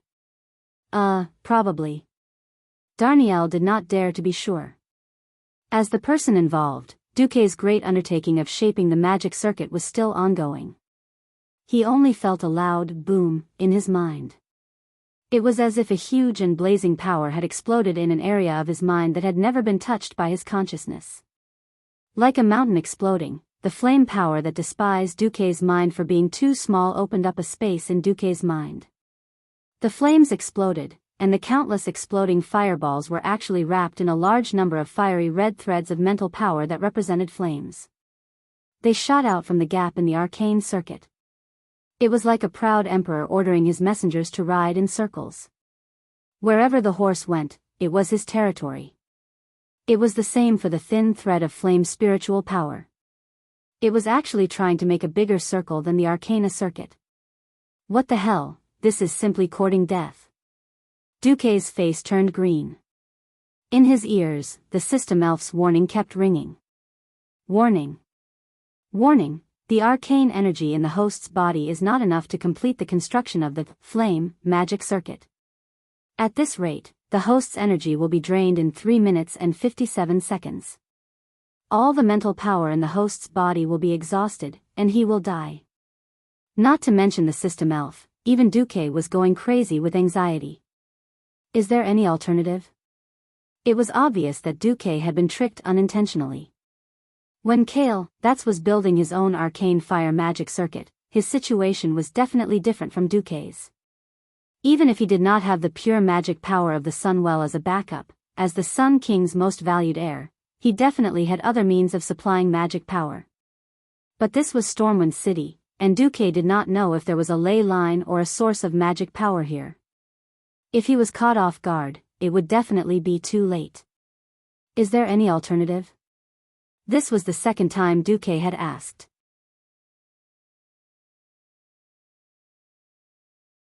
Scanning, protective measures detected, but require a password to activate. Host, do you want to enter the password now? Yes, try, Kale, that's for me. Comparing the original handbook and translation, automatically converting the common language into High Elven. Testing password error, please re-enter. Sun King? Error. Sunwell? Sin Dorii? Sweetheart? High Elven Light? Error. Error. Error. Still an error. Duque was about to go crazy. He was about to be drained dry, and he still had to foolishly test the password here? Sunstrider? Oh. Ashes.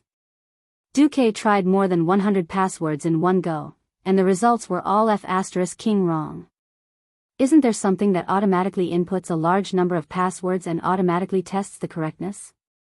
Host, you're talking about a simple password with 10 numbers from 0 to 9, A to Z, and all the symbols on the keyboard. The system can try to use high-speed password changing methods to hit this kind of password. But this is a password, and it's impossible to activate the protection program if you can't say the correct password. Yes, it seems that there must be a corresponding tone. F***CK. Do I still have to rely on the Sunwell? With his life hanging by a thread, Duque could not help but curse. F***CK. Do I still have to rely on the Sunwell? Congratulations, host, the password is correct. Duque's face was full of embarrassment.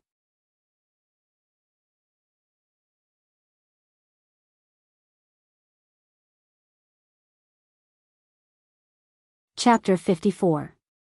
Duque suddenly understood why. For the Sun King, if Kale, that's, who was tall, rich, and handsome, could not create 2 magic circuits of arcane fire in one go despite being so well prepared, it could only mean that Kale, that's was useless, or that the idea of not using the Sunwell to construct a general magic circuit was not feasible. In a rage, it was only natural that the Sun King would say such a command. However, after the protective measures were triggered, Duque felt a headache coming on. Most of the time, flames were not gentle things. The Sun King's arcane fire represented not only brilliance, but also destruction and dominance. Of course, Duque hoped that with a shake of his body, the tortoise, the tyrannical aura of a king would erupt, and the power of heaven and earth would submit to him. However, the reality was, oh my God, the flame circuit was making a cameo appearance as a robber. If the main body was not enough, he would make up for it by robbing. There was no room for Duque and the system elf to refute at all. The flame circuit turned into the most ruthless robber. Countless tiny flame spiritual lines extended from the circuit and spread in all directions at high speed, rushing towards all places with magic energy. Pfft! Duque almost spat out a mouthful of blood. If he did not rob it, he would die. If he robbed it, he would at most slowly wipe his ass later. Duque gritted his teeth. Either he did not rob it, or he would rob the biggest one. Seeing how fierce the flame circuit was, how could an ordinary source of magic satisfy it? He knew very well that the homes of the little mages around him were like bank counters without much money, so Duque simply instructed it to extend its evil hand to the most valuable treasury in Duque's eyes. Mediva's Mage Tower. That's right, Mediva's real nest was indeed in Karazhan. However, as the court mage of Stormwind, Mediv also had a mage tower in Stormwind City as a foothold. Mediv was evil. Mediv was the boss. Defeat the boss and distribute the equipment. Wasn't that fair and just? Unknowingly, Duque was already a little crazy. He was completely unaware that he was in a state of lacking moral integrity. The side effect of lowering his moral bottom line had already affected him imperceptibly. Trespassing into another mage's mage tower without permission was equivalent to declaring war on that mage. I don't care. Taking the Sun King's magic circuit's secret book was already a bad deal. He was still in the midst of cultivation, yet he was attacking Mediva's Magus Tower. Ignore. If Sardras, the king of demons, really put aside his pride and refused to let Mediv be a good role model of a righteous elder, and refused to forgive Duque magnanimously, then Mediv, whose wizard tower was attacked, had every reason to kill Duque. So what? What does it have to do with me?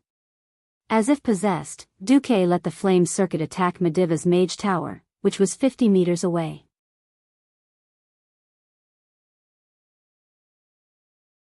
However, fate seemed to have played a joke on Duque. Originally, Duque was prepared to snatch it openly. At most, he would just change his face and run away. Who would have thought that the thin thread of spiritual power from his flame circuit would actually circle around Mediva's mage tower and leave? Furthermore, it had silently returned with a belly full of fat. It didn't trigger any of the mage tower's magic seals at all. What was going on? After calming down, Duque's curiosity was about to explode. The system elf said, "Host. After testing, the flame circuit has triggered the resonance of 38 magic jades and 112 magic yellow crystals. These magic gems seem to actively provide energy to the flame circuit without triggering the mage tower's magic protection." Duque was dumbfounded. Damn, that works. Duque knew that magic gem study was a unique subject in the world of Azeroth. Mages like to store their excess magic power in a series of special gems that could store magic power. This was so that they could absorb the magic power from the gems at critical times and save their lives. This principle was the same as ordinary people storing dry rations in case of emergencies. The magic power stored in the gems would also slowly decay over time. This was a very long process, usually a few months. High-quality gems could store most of the magic power for years without dissipating. Host, after scanning, these gems seemed to have elvish carvings on them. Duque understood. The Sun King, no, this should be a backdoor that the entire elven race had secretly left for their own people. If humans fell out with the elves at critical times, that would be terrible. Well, at least now there would be no evidence of him stealing all the magic rations stored in Mediv. Was stealing from an evil super boss counted as stealing? Of course not, this was enjoying the spoils of war. Needless to say, Duque really enjoyed the process of not defeating the boss but being able to share the spoils of war. All right. The proud and violent, flame magic, circuit was full, and it started working. Following the guidance of the mental strength in the flame magic circuit, a new circuit was rapidly forming in Duque's body. Like an iron chain, the two circuits, the flame circuit and the arcane circuit, were intertwined like a ring. The flame circuit was derived from the arcane circuit, but it was also very different from the arcane circuit. The arcane circuit was like the earth that carried all things, firm and thick. On the other hand, the flame circuit was like a house built on the ground. It was a typical superstructure. After the gentle magic power was transferred from the arcane circuit to the flame circuit, the magic power would circulate in the flame circuit at a faster speed than the arcane circuit. In the process, the magic power would be rapidly polarized and become more suitable for use in flame magic. System notification, flame circuit, completed.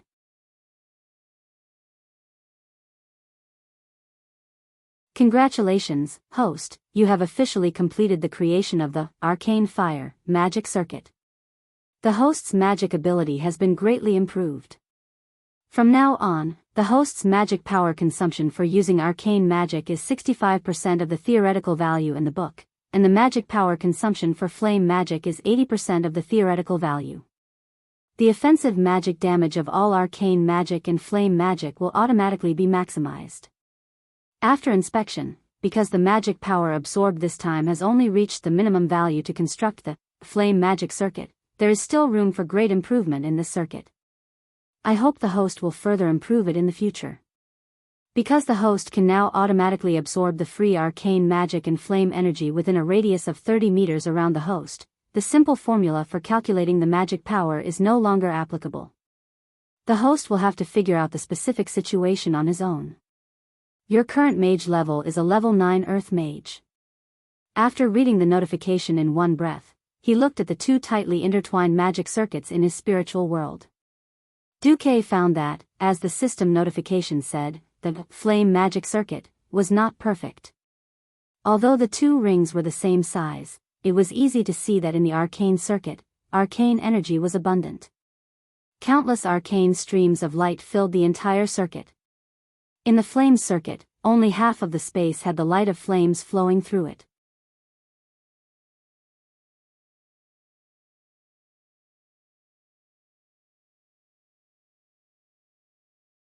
Chapter 55.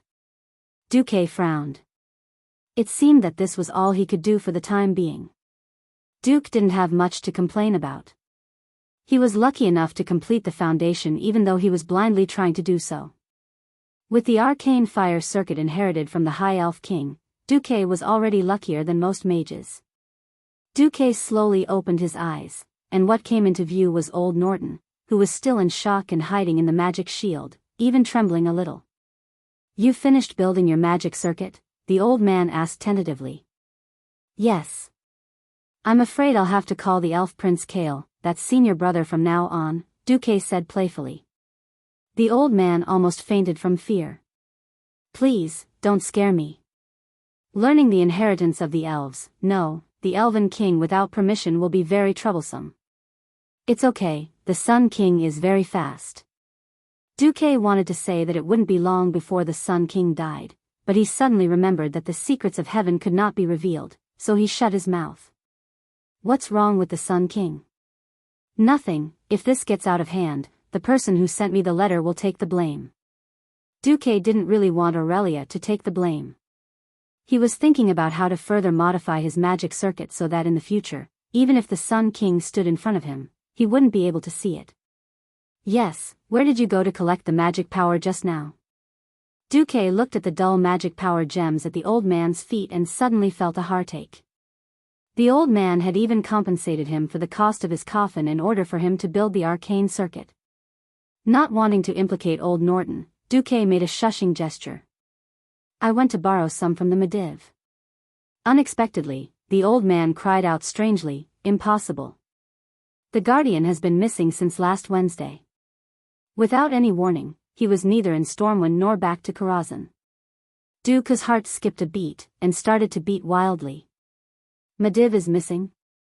Duque, who was familiar with the history of the world of Azeroth, knew what this meant. Medivh's disappearance was a major event for Stormwind and the entire world. While Mediv was missing, Sardras was no longer satisfied with hiding in the dark and secretly influencing Medivh's decisions. Sardras began to devour Medivh's soul. When Mediv reappeared in front of the people of Stormwind, he would trigger the most famous event in history, the Dark Portal, and bring the orcs into the world of Azeroth. This was also the beginning of a series of upheavals and apocalyptic crises in the world of Azeroth. At this moment, Duque finally felt that the seemingly stagnant wheel of history was still moving in an irreversible direction. Duque couldn't help but be speechless. Okay, I admit that I took the mana from the mana crystal that Mediv put in the Mage Tower. But I didn't take it. It was the Sun King's backdoor. Duque told Norton about the backdoor that the Sun King had left with his mental power.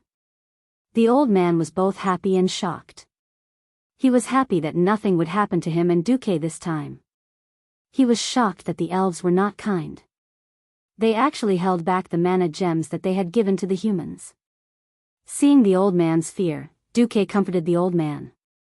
Don't worry, I have the Pearl Sea route now. At most, I'll go back and buy a batch of mana gems to compensate Mediv. It would be strange if he would compensate. The next time he saw Mediv, that guy would already be the boss of the Burning Legion. He didn't go and kill the boss, but gave the boss a gift? I'd be crazy to do this. Of course, Duque's move still comforted the old man very well. When Duque proposed to compensate the old man for the mana crystals, the old man refused. There's no need. I don't have any children. I've been studying arcane spells for most of my life. It wasn't until recently that I suddenly realized that I was really old that I remembered that I should accept a disciple. Although you're not my disciple in the real sense, I treat you as my last disciple. Itana might be better. She's expected to become a sky mage. But Darnielle will be lucky if he can become an earth mage in this lifetime. The old man put his hand on Duque's shoulder. I'll rely on you to help pass on my research. Duque's eyes couldn't help but turn red and moist. It was like a father giving birth to a son, and a son giving birth to a grandson. In the world of mages, inheritance was just like that. Many times, for the continuation of knowledge, many things were done without asking for anything in return. You don't have to be surprised. When you're old, you'll think the same. Alright, now that you have a very solid foundation, you can officially learn my arcane techniques from tomorrow onwards. Got it. At this moment, there was a commotion outside the room. It should be the guards and the mages on duty rushing over. Hey! Abela Norton, you old ghost, are you dead yet? If you're dead, just grunt. A rude shout came from outside the window. Flit, you're dead, but I'm not dead. Old man Norton roared back in annoyance. Very good. Then what about that little guy Duke Marcus? After a while, you'll be able to sit on the Sky Mage seat with him. Oh, damn it. I've lived my life in vain. Right, where should I send the bill? Here or at Marcus's? We've lost a lot this time. It can't be settled without a few thousand gold coins. At the mention of a few thousand gold coins, Old Man Norton's head shrank. Of course it'll be handled by that kid Marcus himself. Duque was tongue-tied. The gratitude he felt from the old man not needing him to pay for the crystals was gone. Hey! What happened to the mentor taking care of everything? Give me back my gratitude. Facing Duque's aggrieved gaze, Old Man Norton decisively changed the subject. Right. Your foundation in arcane magic has been built very well. Now it's time to strengthen your understanding of arcane magic. Starting tomorrow, you'll come to me to learn arcane magic techniques. Alright, I'll just treat it as tuition. After this day, the entire academy knew that Duque had advanced to a 9th grade Earth Mage. All the official mages looked at Duque differently. At first, Duque didn't understand.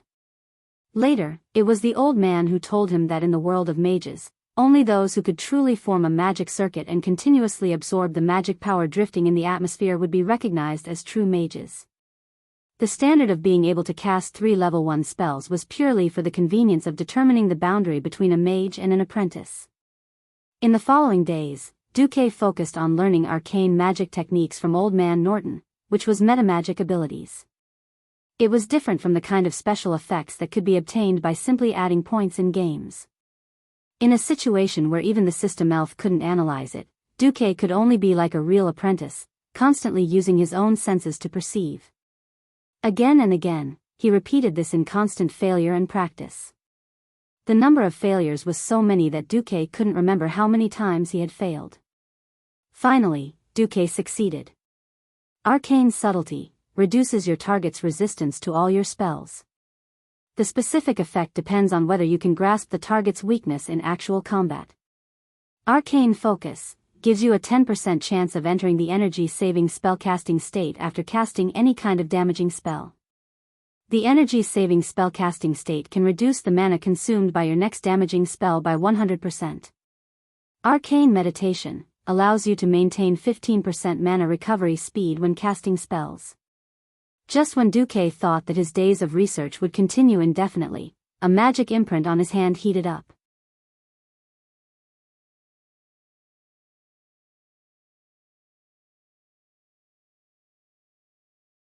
Chapter 56. Mage imprint communication was a simple means of magic communication. Anyone who knew magic could use it, but the distance of the communication depended on the spellcaster's magic cultivation. That night, Duque pretended to go to Storm Harbor to inspect the shipbuilding progress, and then came to a stone beach near the harbor. The rugged boulders hid everything well. Even if a ball was hidden here, it would not be easily seen by the naked eye. Come out, Duque said lightly. Master. Naga Walla stacked her arms on her shoulders and bowed to Duque. What's the matter? Walla went straight to the point. The Grey Scale clan is here. They have already crossed the reef sea opposite Stranglethorn Vale, and tomorrow they will reach the sea opposite Dagger Ridge, the southernmost part of the western wilderness. I have ordered the old blind man, who is entrenched in the southwest of the wilderness and the lighthouse of the western wilderness, to evacuate with his clansmen. It is expected that they will arrive at our new camp when the sun rises the day after tomorrow. At the same level, a Naga could easily deal with 10 Murlocs. It was not only a problem of combat power, but also the natural coercion of high-ranking creatures over low-ranking creatures, which would make the Murlocs unable to exert 50% of their combat power. Rashly letting the Murlocs fight would only be courting death.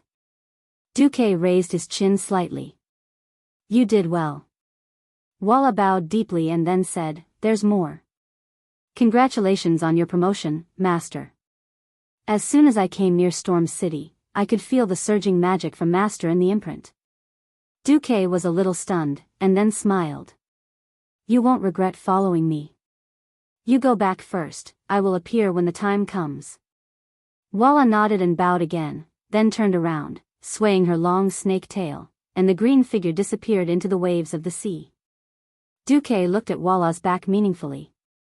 This female Naga should have held back. She might have been injured before, causing her strength to decline. Now that she had caught her breath, her strength had recovered a lot. It just so happened that Duke's magic circuit was formed. Duke didn't care about Walla's thoughts. Firstly, his imprint could tell Walla how strong or weak he was. Secondly, as long as Walla couldn't afford the price of betrayal, then she would always be loyal. Turning around, Duke went to look for Makarov. The next morning, before dawn, the fishermen were already preparing to go out to sea to fish. An important guest had arrived at the dock, the Earth magician, Duke Marcus. Makarov and a dozen mercenaries followed behind Duke. There was a high platform next to the report board at the dock. Usually, it was used to announce important events. Today, Duke's blue and white mage robe was so dazzling that many fishermen didn't even dare to look Duke in the eye. Makarov and his men were all dressed in brand new leather armor, with daggers tied to their waists and legs. It was the typical attire for naval warfare. Duke nodded slightly. Makarov stepped forward and shouted to the fishermen, "Now, the owner of the Pearl Route, a member of the royal family's mages, the Earth magician Duke Marcus has a slightly dangerous business to do." Slightly dangerous? Big business? Looking for us fishermen? The fishermen were a little surprised, but also a little excited. The Pearl Route's cargo ships entered and left the port almost every day under their noses. Those who were hired were all newbies who didn't have a ship, but now those fellows were paid twice the wages of ordinary sailors. Just by sailing the ship for a 2-day round trip, one or two of them had already made a fortune. There were no murlocs, no naga, no sea beasts, and they were earning a salary that the fishermen were extremely envious of. They were often reprimanded by their families for not catching up to the good times and making their first bucket of gold in the Pearl Route. The more peaceful the era, the easier it was to stimulate people's risk-taking genes. Looking at the two mercenaries beside Makarov carrying a large chest of gold coins, the fishermen's eyes were worth it. There was surprise, but also joy. The surprise was that the fishermen's wages were definitely not worth the gold coins. The joy was that this was definitely a big business. Makarov continued to shout with a slightly hoarse voice, "Rest assured, Sir Marcus is not asking you to do some pirate business. Now, a group of Naga is about to attack Sir Marcus's warehouse. Sir Marcus wants you to sink your old fishing boat to a designated place and catch those damned Naga in one fell swoop. In exchange, Sir Marcus will compensate you with a brand new fishing boat of the same size, or directly buy it for 500 gold coins. Every fisherman who takes the risk to sink their boat will be compensated with 2 gold coins. In the case of misfortune, it will be 10 gold coins. Everyone can get gold coins before setting sail." At this time, the bare-chested old man Jackson went on stage. "Sir Marcus has ordered an additional 40 boats from me. The money for the shipbuilding will be paid in advance. You can get any kind of fishing boat you want from me." Old Jackson's words were more convincing than Makarov's. A fisherman was tempted. He asked in a trembling voice, "We only need to sink the old fishing boat to a designated place, then swim away, and we can get a new boat and get the bounty?" "Yes. Sir Marcus will personally take care of those hateful Naga, while our mercenary group will take everyone back to Stormport on the boat in the back." "All right, now Sir Marcus needs 10 fishing boats. Who will come?" With a great reward, there were bound to be brave men. On average, a fisherman would get 2 or 3 silver coins for a trip to the sea. Besides, was there no risk in going to the sea?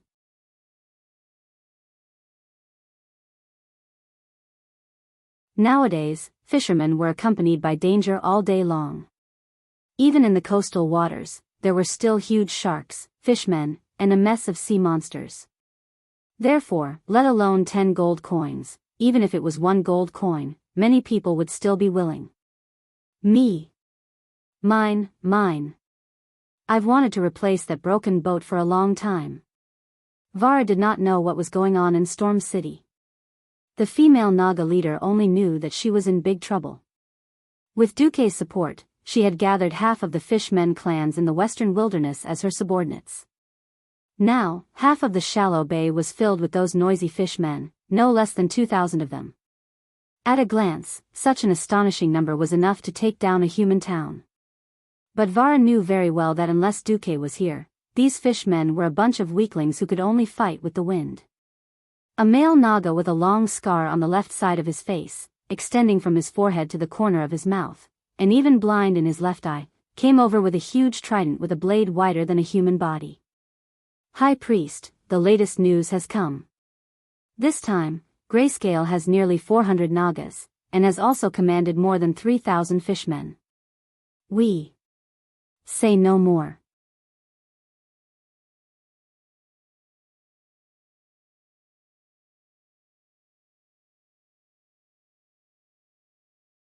Chapter 57. It was another dawn. The vast surface of the sea was suffused with a blue radiance. However, if one looked carefully, they would discover that there were many strange figures swimming at high speed in the clear shallow sea. Like a school of migrating fish attracted by the intersection of cold and warm ocean currents, countless murlocs the size of trolleys began to attack a bay in the northern part of the western wilderness. The bay was not big. The crescent-shaped entrance was about 60 meters wide. Once one entered, one would enter the shallow water area with a depth of less than 2 meters. If this place was not filled with murlocs that had no sense of beauty at all, it might be a perfect beach.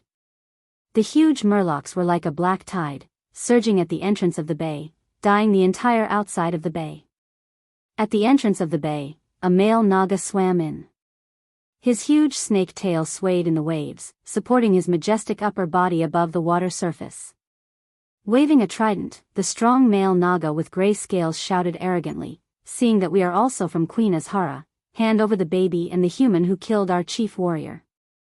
The Gray Scale clan will give you a chance to put down your weapons and surrender. This is the territory of the hundred-handed death god Hugard. If the Gray Scale clan does not want to be exterminated, get lost." Vara raised his scepter high and shouted at the other party. The male Naga showed a sarcastic expression. He shook his head as if he knew this would happen. His figure disappeared into the water. Is that human so reliable? The one-eyed male Naga beside Vara could not help but ask. No, I'm just tired of running, and I don't want to surrender. Vara turned his head and looked at his most loyal subordinate with his greenish-brown eyes. He then glanced at the newly built nest. Gennard, if the battle is not going well, take them and leave. They are our last hope. The male Naga called Gennard seemed to be reluctant, but he nodded heavily in the end. Understood. In the distance, there was a continuous sound of water splashing, like boiling water. The black color outside the bay dyed the mouth of the bay at a speed visible to the naked eye. Then, accompanied by a series of strange squeaks unique to murlocs, the army of murlocs charged to the edge of the beach in the blink of an eye. The surging momentum was like a huge wave hitting the shore. It was very frightening. Unfortunately, the raging waves beating the shore only had momentum. The merfolk's huge wave was shattered by a different kind of shore. Throw the axe. Over 1,000 simple short axes spun in a wondrous manner from high up on the shore. It was as if a sudden heavy rain had poured down, almost instantly extinguishing the morale of the attacking murlocs that had just been stirred up. Skinning axe. Duque had obtained the blueprint from Hogg. This was the simplest kind of axe.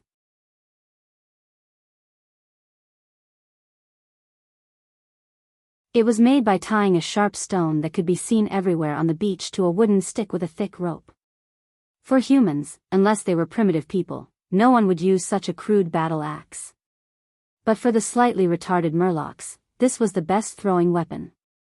The long-range attacks easily crushed the morale of the attacking fishmen. The group of fellows turned around and fled at a speed even faster than when they came. For a moment, the battle formation was in chaos. Taking advantage of this opportunity, Vara raised his scepter, and all the defending murlocs jumped into the sea one after another, fighting with the murlocs who were trying to escape. If it was a brilliant commander paired with strictly disciplined soldiers, they might be able to use the terrain to repeatedly consume the opposite side's forces, but the murlocs, well, that was the case with their retardation. Anyway, one side had to escape, and the other side had to chase, so at least there would be some results. But as the Grayscale clan became ruthless and threw a large number of male Nagas into the battlefield, the situation developed in a direction that was not favorable to the furious Scale clan. The male Nagas had burly bodies comparable to trolls. When they stood up, they were easily more than 2 meters tall. Even on land, without 3 or 5 Stormwind City soldiers, they would not be able to handle them. Where there was water, they were even better at hand-to-hand combat. They waved their huge tridents, as if they were chopping melons and vegetables, easily chopping the murlocs who dared to come forward on the furious Scale clan's side into minced meat. After a few tests, the murlocs only dared to use the skinning axe and the murloc wise's frost arrows for long-range attacks. But the effect was not great. As an aquatic race, the male Naga had good ice magic resistance and extremely thick scales. Wrapped around the explosive muscles were fish scales that were comparable to armor. The murlocs' attacks could hardly hurt them at all. At this time, a female Naga with gray scales all over her body appeared in the bay. "Vara, I'll give you one last chance, kneel under my tail." The Naga siren who has the ability to cast spells should not die so easily. "I refuse, then you can die. I will find your young females and teach them well." Ha ha ha ha. The Naga clan was a matriarchal clan, and the females who had the ability to cast spells were the masters. The strength of a Naga clan was often not measured by the size of the population, nor by the number of slaves, but by the number of female Naga who had the ability to cast spells. If there were not enough females in their own clan, they would rob other families' female cubs, and then cultivate them into helpers of their own clan. This was the way the Naga clan survived and expanded. "Come on." Vara was furious.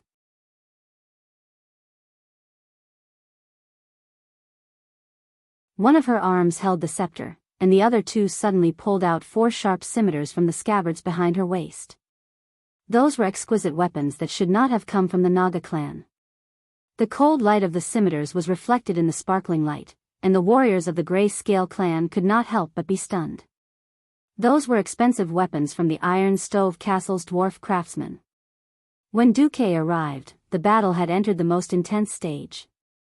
More than half of the Grayscale clan had attacked the beach. On the beach, Vara was besieged by dozens of male Naga. Almost every moment, there were more than 10 tridents slashing at Vara, but Vara took advantage of the small gap between the different movements of the male Naga to fiercely counterattack. Every time when it was about to be hit, Vara's slightly slender upper body, with the support of the coiled snake-like lower body, swayed at high speed like a roly-poly doll, and dodged the fatal attacks in an instant. The scepter kept releasing chilling ice arrows, knocking down the male Naga one by one. The 4 ferocious scimitars released a continuous stream of blade light, chopping off one thick arm after another. Her movements were so fast that she even pulled out a faint afterimage. She was so fierce, but still could not stop the balance of victory from tipping in the Grayscale clan's favor. Because the opponent's priest had not yet made a move. At this time, a clear male voice suddenly came from the mouth of the bay. "I heard that you can farm monsters here. You're tuning into the Biyao's Wuxia Chronicles YouTube channel. Don't forget to subscribe and join us on this journey to catch the most captivating stories."